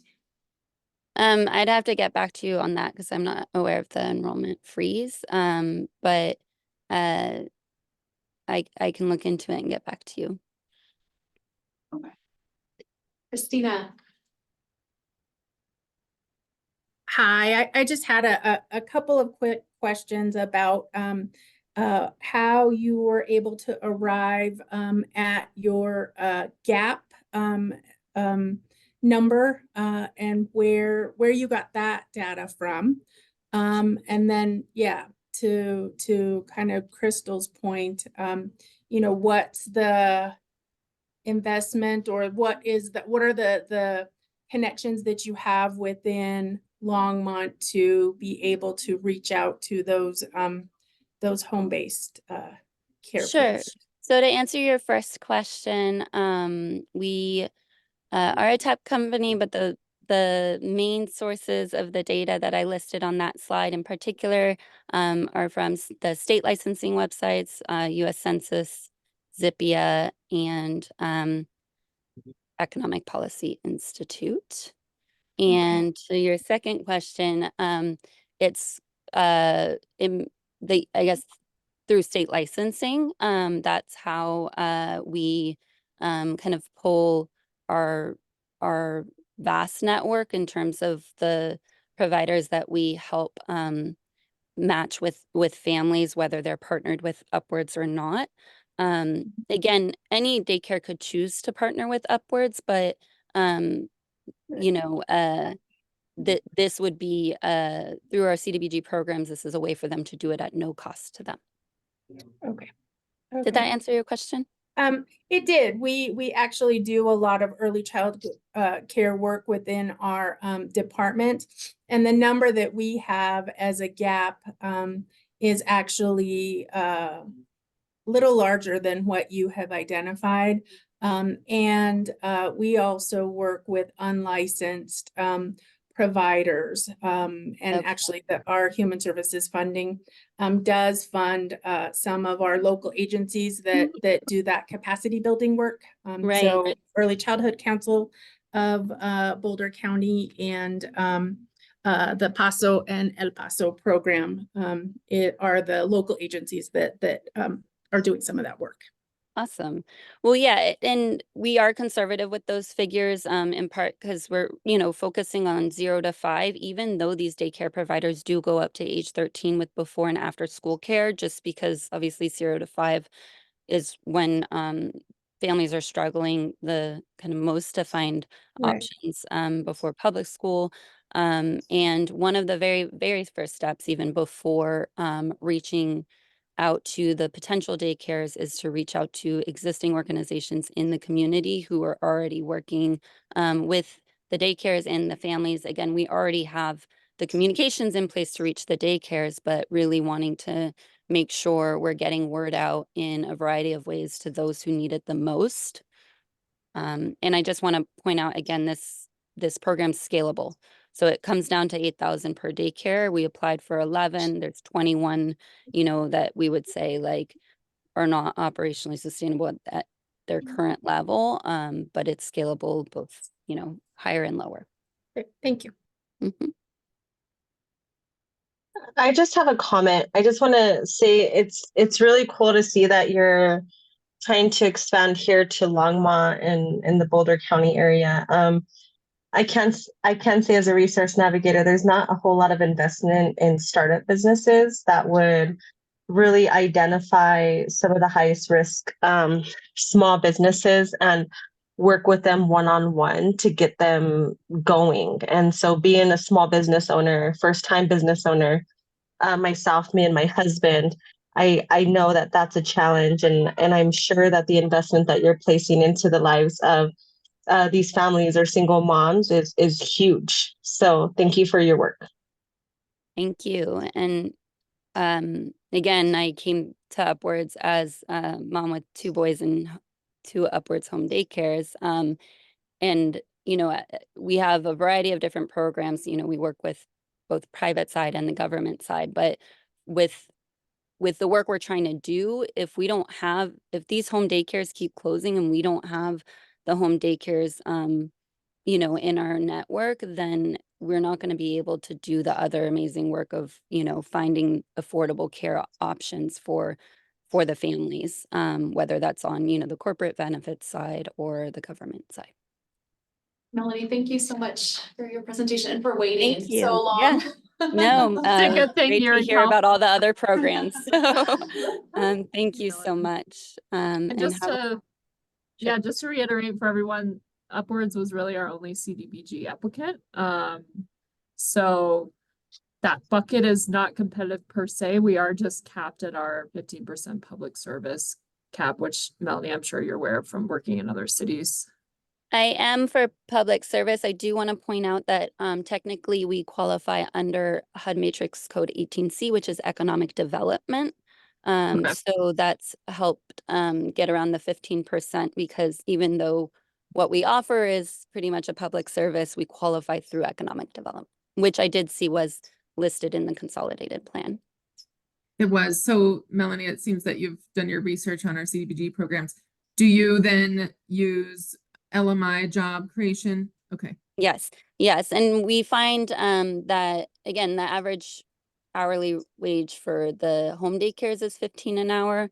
We find that usually when we run this program in the past, even though HUD stipulates 51%, it's usually closer to 100% would qualify as LMI. And a lot of the times these women are, you know, the breadwinners in their home. So we are taking into account the household income. So sorry, this is a logistical thing, but it's going to be important to the discussion afterwards. So that means then you would have to get some Longmont daycares to participate to make the beneficiaries. Yeah. Oh yeah. And we haven't had any issues in getting daycares on board. Again, we're conservative with the estimate about how many can actually expand capacity in the job creation component, but not worried about getting them on board. So. Okay, great, thank you. Great, thanks. Yeah, and Molly, I'll follow up with you. I think between you, me, and Molly, we can chat like CDBG specifics. Yeah. And the benefit of being a tech next is couple we weeks. really try to make it as seamless as possible on the reporting side for you. So. Thank you for clarifying that, though. We were appreciate it. Yeah, my pleasure. Thank you. Have a good evening. You too. Great. Well, that's all of our presentations. Thanks for making it through, everyone. And thank you to all of our presenters. So our plan was to kind of pull up let me pull up my spreadsheet real quick, and we can maybe, because I know we're already at 9 or a few minutes after, if you want to chat for like 10 minutes tops on kind of initial reactions to the presentations, funding recommendations. What we are trying to get from you tonight is a general award recommendation direction for staff to take back. We're not needing a vote tonight. We want to take your direction, go back, play around with the numbers a little bit, especially since we have some, like I mentioned, now we know our actual CDBG number, and combine it with our other non-competitive spending plan to put all together into our annual action plan, and then bring that back to you in June. And that would be the actual vote on the full action plan. Am I describing that right, Molly? Yeah, so it's more getting enough direction to come back with a formulation of what your recommendation looks like with us tweaking for the technicalities in the funding requirements, and then at your June meeting, we would get the full recommendation. Well, and I just would like to add that in the June meeting, we're really going to need to, since we didn't get time to talk about this tonight, we're really going to need to talk about human services funding and any change to that process, because we do need to get that out and in front of council before those applications roll out. So I understand that it needs to come back for a vote, and I'm not sure. We're going to have a probably a lengthy discussion about some potential changes. So please keep that in mind. Yeah, typically in the past, it's more, here's the full picture. Does Okay. this look in line with what y'all had in mind? And it should be pretty. So I just want to clarify, you're seeking feedback now based off of what we've heard from the presenters, is that correct? Yeah, and we thank Alberto and Christina very much for letting us totally commandeer the meeting. Our 8 applications. It's been great. I want to make sure that there are no speakers still on the call. Because I think I saw Melanie comment. So I want to make sure that we're just our group here. Well, it is, I mean, this is a public meeting, so. Okay, well, out of discretion though, it might be awkward to comment on what she just shared with her in the meeting. Because I do actually have something to share about her program, if now is a good time. I don't know about protocol, Molly. Yeah, I'm not sure what the intent is at this point. I don't see her on the participant list. Okay. What's information sent? No, so again, this is a public meeting, Yeah. so if she wanted to, she could have stayed, and she just couldn't speak. Right. And she could watch the video as well. All of the applicants. So I don't know if I should continue and share what my impressions are, or if that's better spent time in June at our June meeting. Typically, that is what we do now, because what we're trying to do is get this, the numbers that Christy would point to. We've got 2.9 available in the Affordable Housing Fund and 5 million requested. So that is specifically, we do want to get into the, what your recommendation would be to get that to closer to match. And then, yes, a recommendation generally is the upwards program a good award in this board's mind. And I guess that's where I feel like I have the most input. I work with childcare providers, and I don't necessarily see the need for tech support.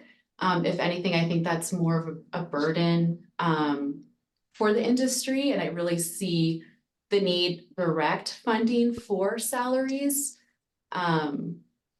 because it's so difficult to hire staff.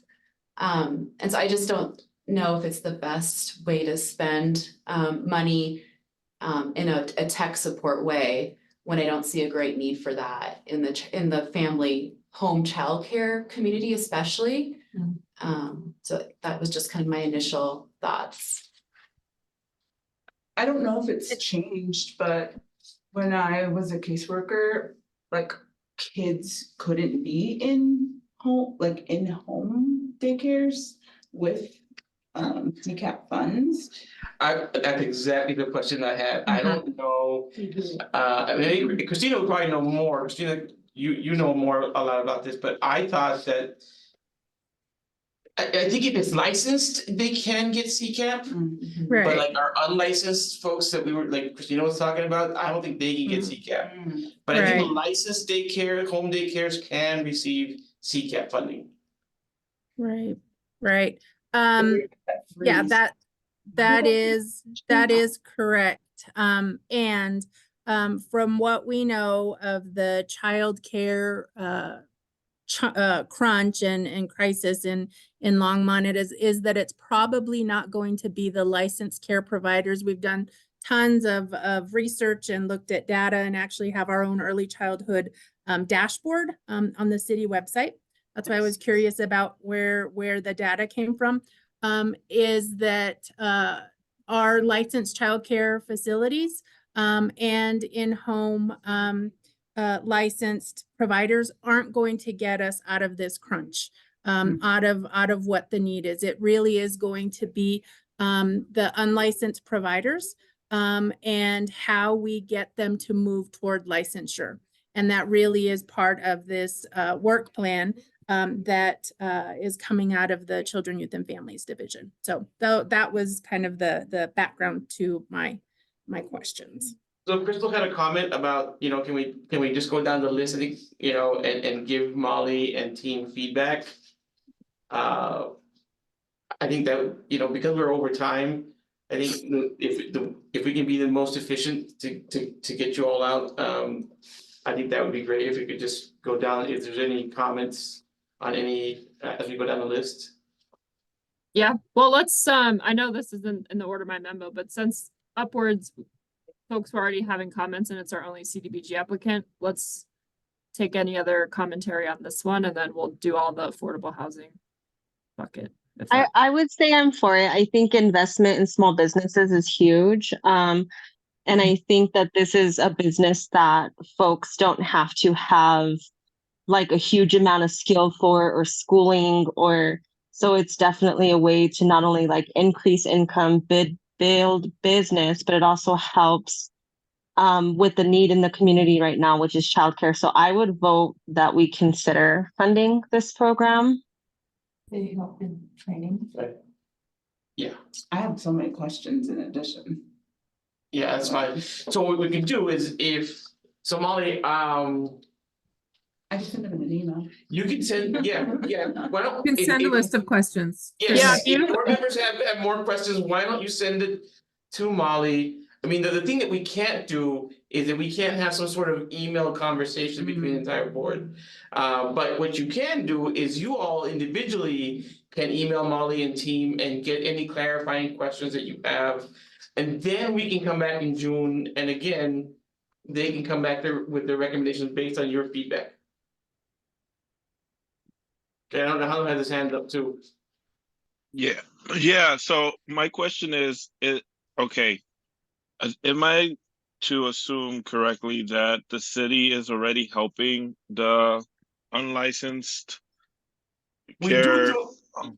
Not directly, Alejandro, we help them unless Christina and CYF does, but you all recommended funding for the FASO program, which helps train the unlicensed, you know, the Friends and Family Network. So we do support that project. Christina, I'm not sure if CYF does any other support. We just had an early education summit 3 weeks ago that brought together friend, family, neighbor providers.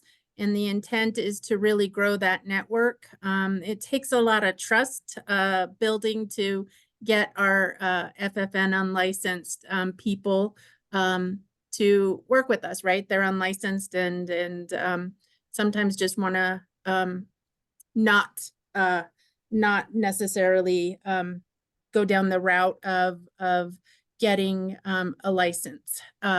And so what we are doing is in collaboration with the Early Childhood Council of Boulder County, with Paso and El Paso, looking at with Wild Plum and TLC, looking at how we can provide some more education, child development classes, and then start to move those people toward licensure. So yes, it is in the early childhood focus area for the city.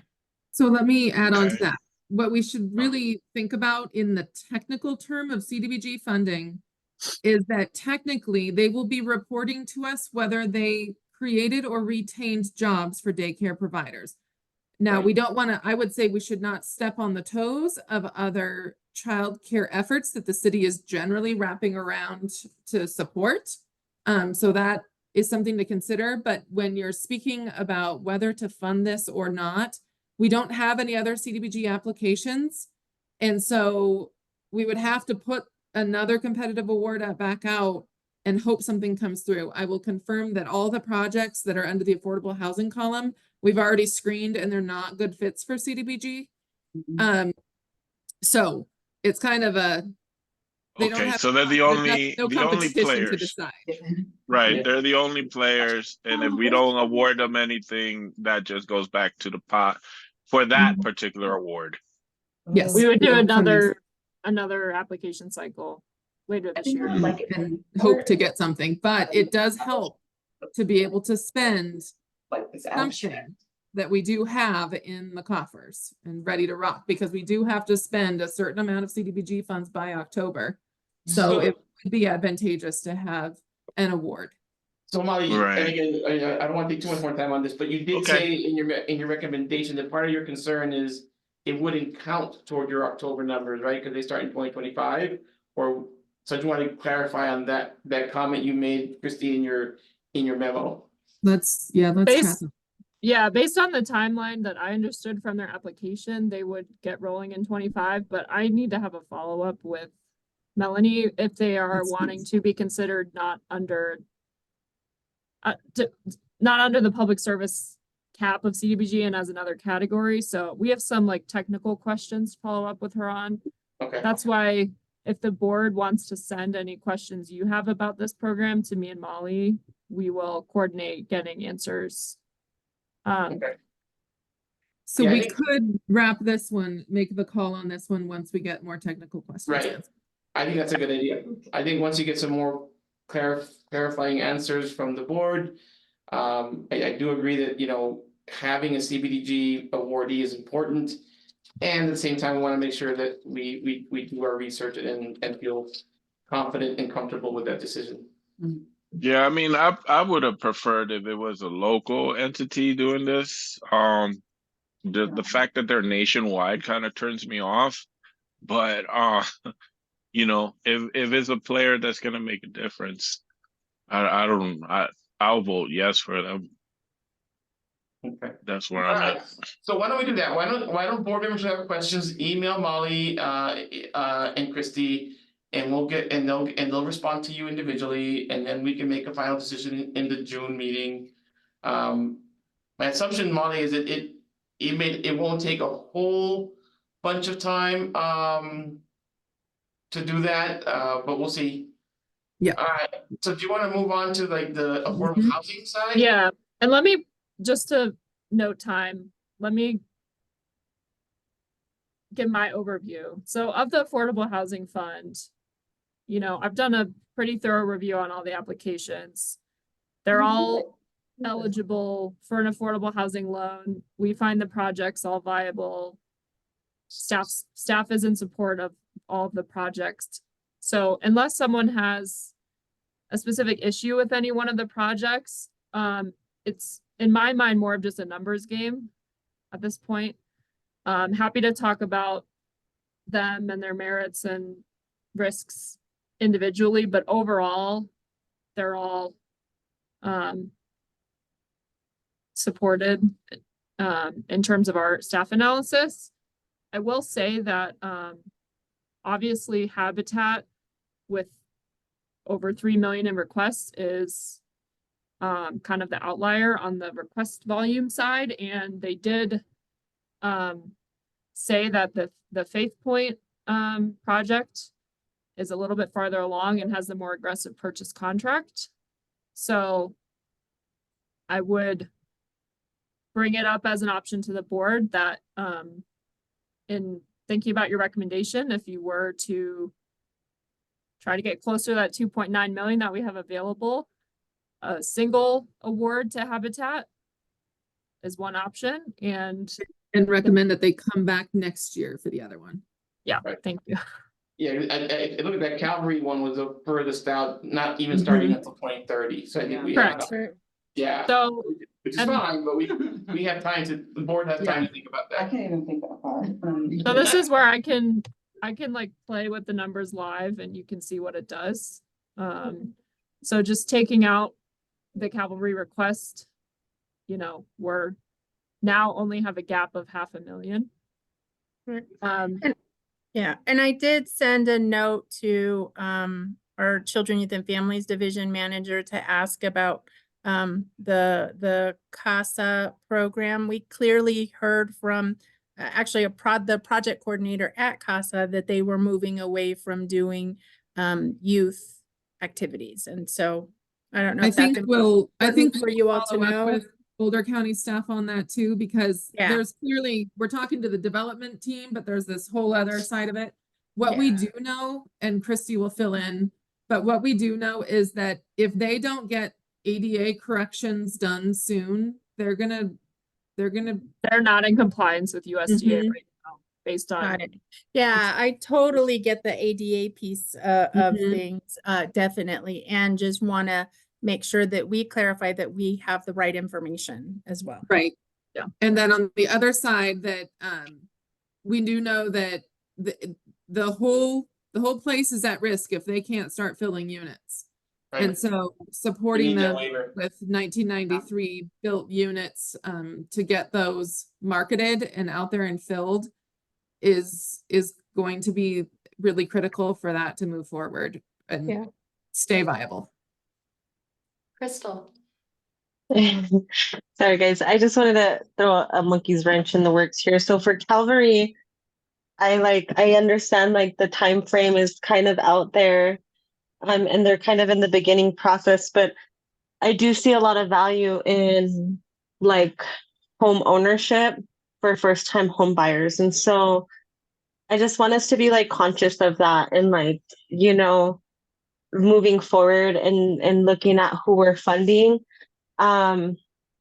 Because that opportunity is not as widespread, and I want to make sure that it continues to be provided to members of our community, because at the end of the day, they're at risk and basically under, how would I say, whoever is running their rental contract, if numbers go up, they pay those numbers. And so getting families in home is not only like an investment now, but it's an investment to the generations to come. So I would vote to fund them, if not, like the whole amount, at least something to get them started on this project. So Both Habitat only does home ownership. That's their deal. So both Habitat projects are home ownership projects.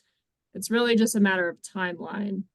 The Calvary project would make more sense to apply for our funding next year in 2025 based on their. Yeah, and I guess my question too, like that I didn't really get to ask them is like, does our funding prevent this process from moving forward?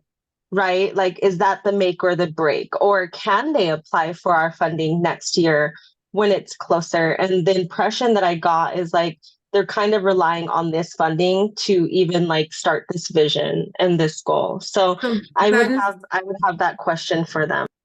That is true. I will say we have a long history with Habitat. They apply every single year and typically have gotten an award of some sort every single year. They are planning. These two projects are incredibly ambitious compared to the scope and scale of Habitat's smaller site projects that they have most history with. These are big projects for them. And what they are doing, I know that Habitat is doing, is projecting out their work and amplifying it over time. And they do, we know that often we say, give us all you got. And then depending on how competitive it is this year, maybe there is capacity this year, maybe we have to time it out. But often timing that out actually times out well with their capacity to actually undertake them as well. So also, in my John, mind, the he didn't mention this, is to knowing that they're putting it all on the table and they might have to time themselves out as well. Thank you for that feedback. Yeah, I was gonna say their development director, John, who was on the call, is retiring this fall too. So I don't know. Obviously, though, hopefully there's succession planning, but I don't know to what extent it will affect their capacity. And Molly, I think the other thing to add to is that, I think Habitat. So there's a couple of things. One is I think exactly right capacity, and two, I think Habitat's doing this early because I think they know what's coming. For example, Proposition 1B that we all voted for as Boulder County residents for affordable housing. I think that they know there are great project for that funding. Mhm. And starting 2025, it'll be $15 million. I'm sure that they're prepping for that. And of course, they're prepping for Prop 1, 2, 3 as well. So I think that they're just playing the smart game, right? They're getting the word out that this is what they want to do. And I think they're placing themselves in the most advantageous position to really compete for those dollars as well. So not just our dollars, but county dollars and state dollars, which I think they should compete well. Agreed. Jeffrey? Yeah, I second that. We don't, clearly don't have enough money to fund both the habitat projects. And I think just in the way he presented it, he understood that and realized that if push comes to shove, the Faith Point project is the one that he prefers to be funded. So I'm comfortable with, with looking forward to a Calvary application next year. The only housing project that I do have reservations about is that Boulder County Housing Authority one. It sounds like the model is not working any longer, and there's some things they have to do in order to utilize all the units. I mean, there's vacancy there, and so I because we're short on funds, I think we have to compare these projects side by side, and investing in a project that isn't being fully utilized now because of this federal restriction, I think would not be the best use of our funds. And I am concerned about how those funds would be used. I asked about whether they'd be used towards the actual home units or towards the community center, and she didn't know what that split would be. And to me, that's a little bit of a mystery. Our funds are limited, and I'd like to know exactly how those funds would be used before I would support that project. We can certainly ask some follow-up questions of them too and have them respond. And I think they Yeah, I think they'll have more information once they get a design team on board, an architect, because just pricing of scope is difficult to do in-house. I will say that I do think without more investment, the property will deteriorate more. And it's difficult. I mean, the waiver process is a separate issue, but even of the units that they do have, the more the property is in disrepair, the more difficult it is to fill units. So that's a consideration.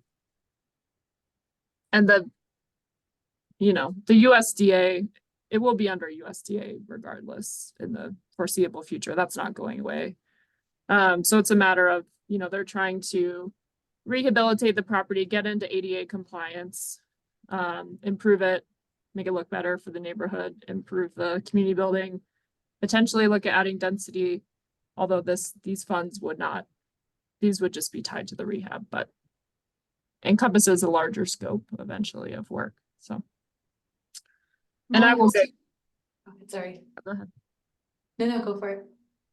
I was just gonna say, Christina, I'll get clarity on that services question, because Okay. yeah, Thanks. I think the HHS reorg is That's probably plays part of it. Yep. So I just wanted to ask, is there anything else that we could provide that would be helpful? Or do you feel like you have?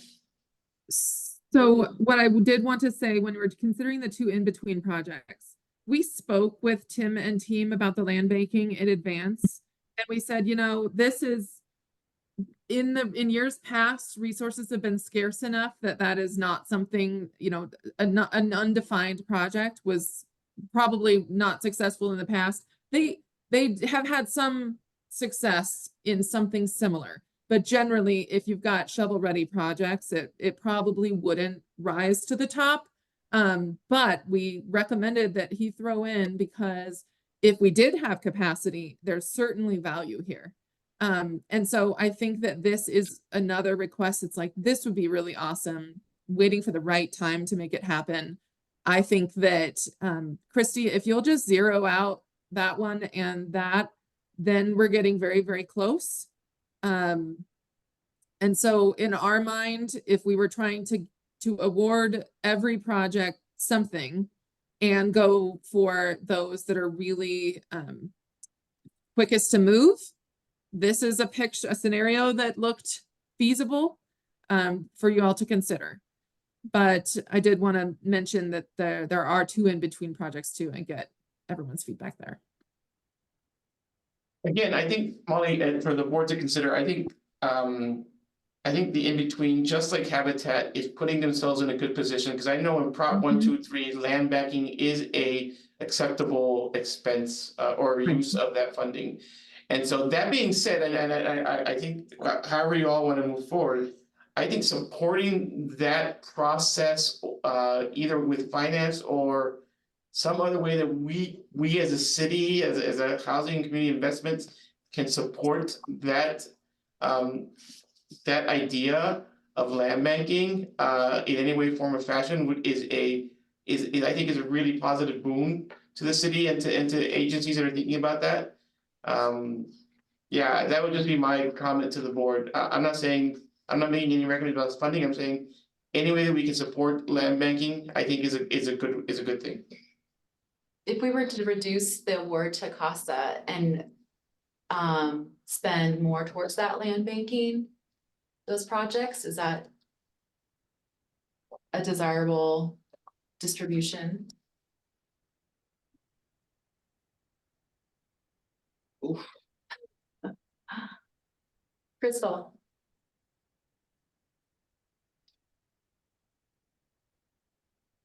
Crystal, is your hand raised? Yes, I'm sorry. I have a question. So finish your conversation with the land banking and then I can hop in. I think that's it.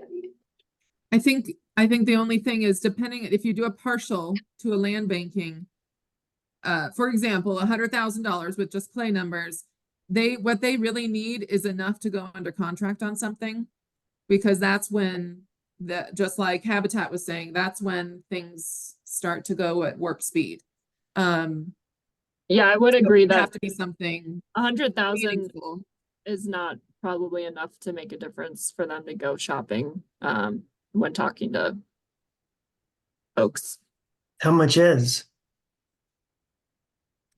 We know that, just one example, there was a half-acre site that was for sale for about 350,000, and there were affordable housing developers clamoring at the opportunity. And that was $350,000 for a half acre. So What was their original ask? 400. 400. I mean, that doesn't necessarily mean that could be, it could be seed money to use to grow. It could be enough to work out some deal with a landowner saying, partial now, partial later. There could be a lot of options potentially. But just throwing that out there. It's not surprising. Longmont is prime real estate. My question was on CASA. Sorry, my 14-year-old running through the house over here. So I mean, I'm looking at that program and I'm thinking, okay, well, what if these things are not working out to what they're envisioning and what needs to happen in order for that program or that those units to sustain? How does that, like, I mean, this might just be way off, but being that we're housing and human services, like, can't that program and property be absorbed from the city or like local nonprofits or something? Or is that funding through the government like super like strict and it's theirs? Like there's no absorbing, there's no helping this program in any other way through the city or anything else? No, so the USDA loan program that CASA was funded by is extremely strict, and there's actually, you're not allowed to pay it off early. If that was allowed, the board of Boulder County Commissioners it wouldn't be an issue because they would have just written a check to be done with it, but they're locked into a mortgage that they're not allowed to pay off early, and it's extremely restrictive with who can live there, which is what's driving the vacancy. Meanwhile, the property hasn't been rehabbed in 30 years. I also just want to look at the writing to see if there's like a loophole. Only because like they dumped out so many buses of people at the Capitol, like we could probably pull in funds so it would serve the same purpose. and get I'm sure, housed. I guarantee you that the Boulder County's attorneys have looked at that, those regulations. Do we know what the mortgage Very looks like fancy- as? Very fancy attorneys, not Boulder County attorneys, I can assure you. I think BCHA spent over $500,000 on legal fees in the last year to try to, yeah. They're working at the federal level with USDA on this. Do we know how many years of the mortgage that they have by chance? I would have to double check with Tanya to get the exact year. I think there's another at least like 15 to 20 years, but I can get the exact. Either way, Crystal, the city, I mean, this is owned by, well, not owned, but the Boulder County Housing Authority is the primary partner here. So they would consider, I'm sorry, they would. They own it consider outright. you, yeah, owning this. This is not something that Longmont would buy out unless BCHA approached Longmont and asked for that assistance. Well, even if Longmont bought it out, you're still under the. It's still under You're USDA. still, yeah, They wouldn't. yeah, it's the USDA. Jeffrey, The in-between projects are the only ones I think that are at that 40% AMI. And just curious, Molly and Christy, what's the demand for housing at that income level? Is that as Very high. desperate? Very high. So Yeah, it's a really good question, Jeffrey. Yeah. I would also say Um, the USDA income limits are different than HUD's. So she mentioned 80% AMI USDA. That actually equates to a much lower AMI when we generally use in our terms. So just to make sure that clarification, those are still very low income households living there. So I think that's a plus for that project. And the other thing that he mentioned was that there's some life skills training associated with that, and I like that. And So he said that, we fund that with our human services fund, Jeffrey. okay. Yeah, our dollars would only go towards the physical rehab, but I think she was talking about the services to just give a better sense of the property as a whole and Oh, what. no, I'm talking about we don't fund the CASA, we fund the in-between life Oh, skills. sorry. Yeah. Okay. We all fund that through human services funding. And I think maybe it's Crystal that's mentioned making sure that we provide some permanent housing too, and I can't remember his name, but the individual that spoke about those projects mentioned, I think a third was permanent and 2/3 was transition. So it's a blend of permanent and transition housing, which I think is also possible. I defer to Christy and Molly. I think sometimes splitting the baby on some of these projects renders them all infeasible. So if you guys are the experts, if you think that, splitting funding between two projects is going to eliminate, both of them in terms of being long-term successful, then I would say choose the one that's the highest priority. The in-between projects specifically, Jeffrey? No, the in-between and the Boulder County Housing Authority. Okay. There was a proposal to maybe split that funding so that both projects get a share of their request. I will say if you are considering a partial award, I think for in-betweens, Wesley Townhome projects, that is like true gap funding of what they need to put the final piece in to be able to go under construction. So I would not recommend changing that request. I think they would be open to a smaller land banking award. And I think BCHA would be amenable to a $500,000 versus $600,000 award. But just doing these, I'm not in my previous. Yeah, I did. Oh, that's where we got them. The other option is, go ahead. So I'm just trying to understand. So in my brain, I'm thinking if they're shovel ready, that's a great investment, like to help give them that push. But I'm hearing from you guys that that's not something that we want to do. So could you elaborate a little bit more? No, I'm sorry. I would say that would probably be a high priority for funding because that's the last frosting on the top of the cake. Okay. Wesley, I was like, they know something I don't. No, in terms of shovel readiness, Wesley Townhomes is the most shovel ready project of the list. I also think the Thistle's acquisition is extremely ready to go. I mean, they said like as soon as they get the funds, they will go under contract and close this summer. So they're really ready to go. The in-betweens land banking ask is the most vague and nebulous out of all of the applications, because they don't even have a site in mind. They just want money in hand to go shopping, which is understandable. Again, it's hard to have people have real conversations with you unless you have some money to show you can enter into a contract. Yeah, Alejandro.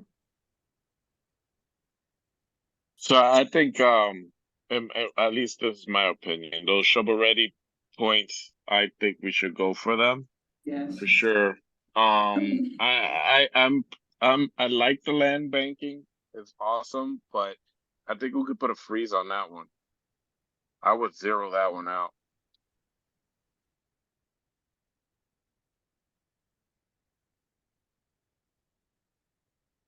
Note that we did take that Habitat Faith Point down just slightly just to get under 3 million and get closer to the number in this scenario. Yeah, that's about 100,000 off what they were. Can you confirm which ones are Too late. shovel ready? That seems to be something we're all interested in, but I'm not clear which ones are shovel ready. So yeah, so the in between Wesley Townhomes, this is the last piece of money they need to go under construction, essentially. The Thistle acquisition, if they purchase the property, which they said if they are awarded this funding, they could go under contract within a month of getting the funding, and then they'd be ready for a tax credit application in February, which is very quick timing. So not construction impending, but in terms of getting a real project going, that's close. CASA is a rehab project, so it really can start whenever. Boulder County Personal Finance is ongoing. It's readiness, it's already going. And then Faith Point, they have their timeline for when their purchase contract necessitates getting site control, which was that. I have to pull it up. But to your point, so the shovel-ready construction is the Wesley Townhomes, and then on the acquisition front, Thistles is soonest to close, I'll say. Is that helpful? I have a question. I know you mentioned that you looked at the CDBG project and that was the only one that fit into that category. But could there be funding that could be moved into the Affordable Housing Fund to cover some of those other additional projects? Or some part of those projects be moved in under CDBG? So the reason that they are good fits for CDBG, well, first of all, Wesley Townhomes cannot be CDBG because they've maxed out what they can do with federal funding. And then the others are far enough down the road in terms of actually moving people in that we wouldn't be reporting our beneficiaries for a very long time, which CDBG does not like, which is why it's tough to use sometimes for development. And then so for like CASA, that would then trigger Davis-Bacon. That would also be a major hit to the budget. And so, because that's just, they would need it for construction. So as I understand, Christy, we might ask that too and double check. It would, I think. Yeah, Molly and I, sorry, didn't mean to interrupt you. No, my brain's getting tired. Yeah, we analyzed and basically none of the other projects would be a good fit for CDBG. And there is the option to, if coming back and getting more clarification questions, if folks don't think the Upward program is a good use of CDBG funds, we can always put another cycle out, award later this year. I think it could be a viable use of CDBG funds. We just need to kind of work out the specifics of that program and what category it's under, but we can definitely get some more clarifying information on the specifics. So how does something like this look for this group? Just, we'll be tweaking things, but is the general thought for the land banking to be zeroed out and distribute the funds to the project shown? What's the what is the general thought there? Alejandro, did you have a comment?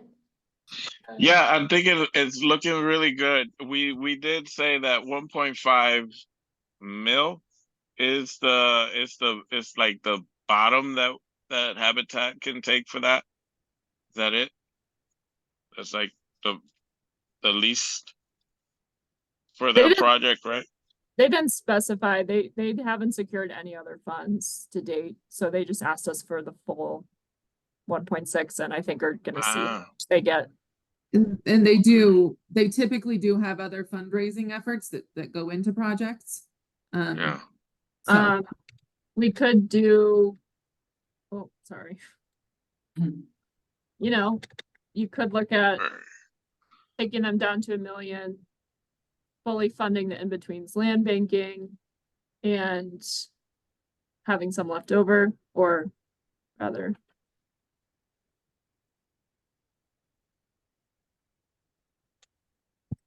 This would be like shaving it really close, yeah. Which I still think.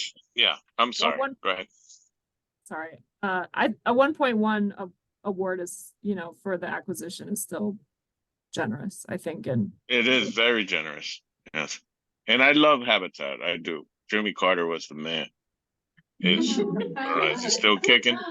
But yeah, I love that carpenter. Just I think it is a bit much to ask us for the whole funding, you know. And yeah. I'm on the fence on Casa too.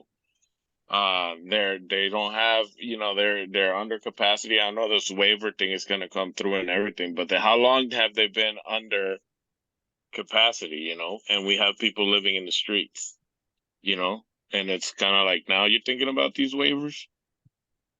They've been in the waiver process for 1.5 years. USDA is extremely slow, yeah. Okay. All right. Thank you. Jeffrey. I'm comfortable with that. Sorry.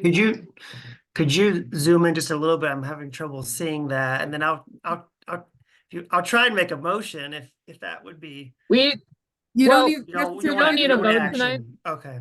We just, I appreciate that. We just want your general comfort level, and then we will come back in June with a formal plan document. Again, we need to tweak some of these numbers, and some things are still estimates, but if we're wanting your direction on the general sense of where this is headed.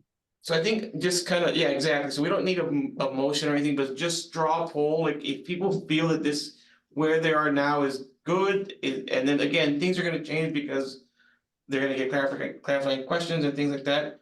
Where does the board right now feel with the way that this looks? I echo Alejandro in that I think it looks good, but I do have hesitations around Casa de la Esperanza, and I don't feel like the full award amount is appropriate based on what they're offering to the community at this point in time. What would you, in this scenario, what would you bump up if you reduced Casa? I think I would give more to Habitat because that is home ownership and it's unique in that regard, affordable home ownership.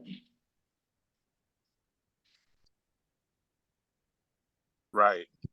Yes, I agree. That is actually good amount to move over. But is that limitations on the deed? There's a lot of rules you have to follow. Right. And are you talking about Casa or are you talking about Habitat? The Habitat. Yeah, well, they're gonna make them deed restricted, so that they stay for yeah. That's why they're bringing in elevation land trusts. Yeah, all the Habitat homes are permanently affordable and they're deed restricted. Yeah, but other because I talked to a realtor before and they said there's a lot of people who do apply, but then they got to go to the mortgage company and they have a bunch of rules. And so customers don't, or the buyers can't buy. So they limit who's can purchase is one of the feedbacks I heard. Well, they have to be income qualified. So the folks have to be under a certain income level, and then Habitat has their own integrated mortgage company. So They have the mortgage company. they give out their own mortgages to their to the folks that buy their homes. So that the folks aren't having to go to a separate mortgage company. They go through Habitat for the mortgage as well. Plus, they make it so that people can't have multiple homes and rent them out. So this is something, a starter home, basically, for most people, get you from renting to purchasing. So I guess, yeah, so I mean, for me, CASA like sounds problematic because of the low occupancy, but isn't there a need for those bigger housing units? And if they got the money and rehabilitated, would they fill up or will they? That's the idea, is That's the they're idea, yeah. getting Is the that funding to do the rehab, pairing with the waiver program, or getting out of the waiver process. And they would suddenly have 3 and 4 bedroom units available to low-income housing, low-income families. I'm also getting tongue-tied. And that's low, right? There aren't many, I mean. Yeah, I would say overall for CASA, it would be, they need, I don't want to be too dramatic by saying that this would help come to the rescue for an existing affordable housing that is struggling. And I don't know if Christy, if you'd think that that is an exaggeration, but. No, I mean, it was built in 93 and it hasn't had a substantial rehab since. And assuming that they are successful with the waiver process and they can lease the 3 and 4 bedroom units to families, it would be really nice if the units have air conditioning and have a unit washer and dryer and all these things that they're trying to do with this rehab program, rather than them still being 1993 style Would units. it be does our funding help with the waiver? It's a separate issue. I mean, do we know when that decision will be finalized? Like I said, it's been in process for 1.5 years. I mean, the last I'd heard was like in February, there was some back and forth between USDA and BCHA. So I think. So presumably we could fund it and then it could be months or years before they get a waiver and those units could be occupied? I don't think it would be more years. I think it should be definitely sometime this year. But so we're an hour over, be an hour over. And so I wanna kind of wanna wrap this up. So we can, we're almost at an hour over. I think the way that it's looking right now is looking pretty good. And the fact that CASA ain't gonna get 100%, but still they're gonna get something. I think there's some potential for that. It's really amazing. But I'm good with moving forward. And the only other thing that was mentioned is maybe some answers for that upwards boost request. If we can send you guys some questions for that one. Please do send questions to Molly and Christine. If we get the information for like the youth,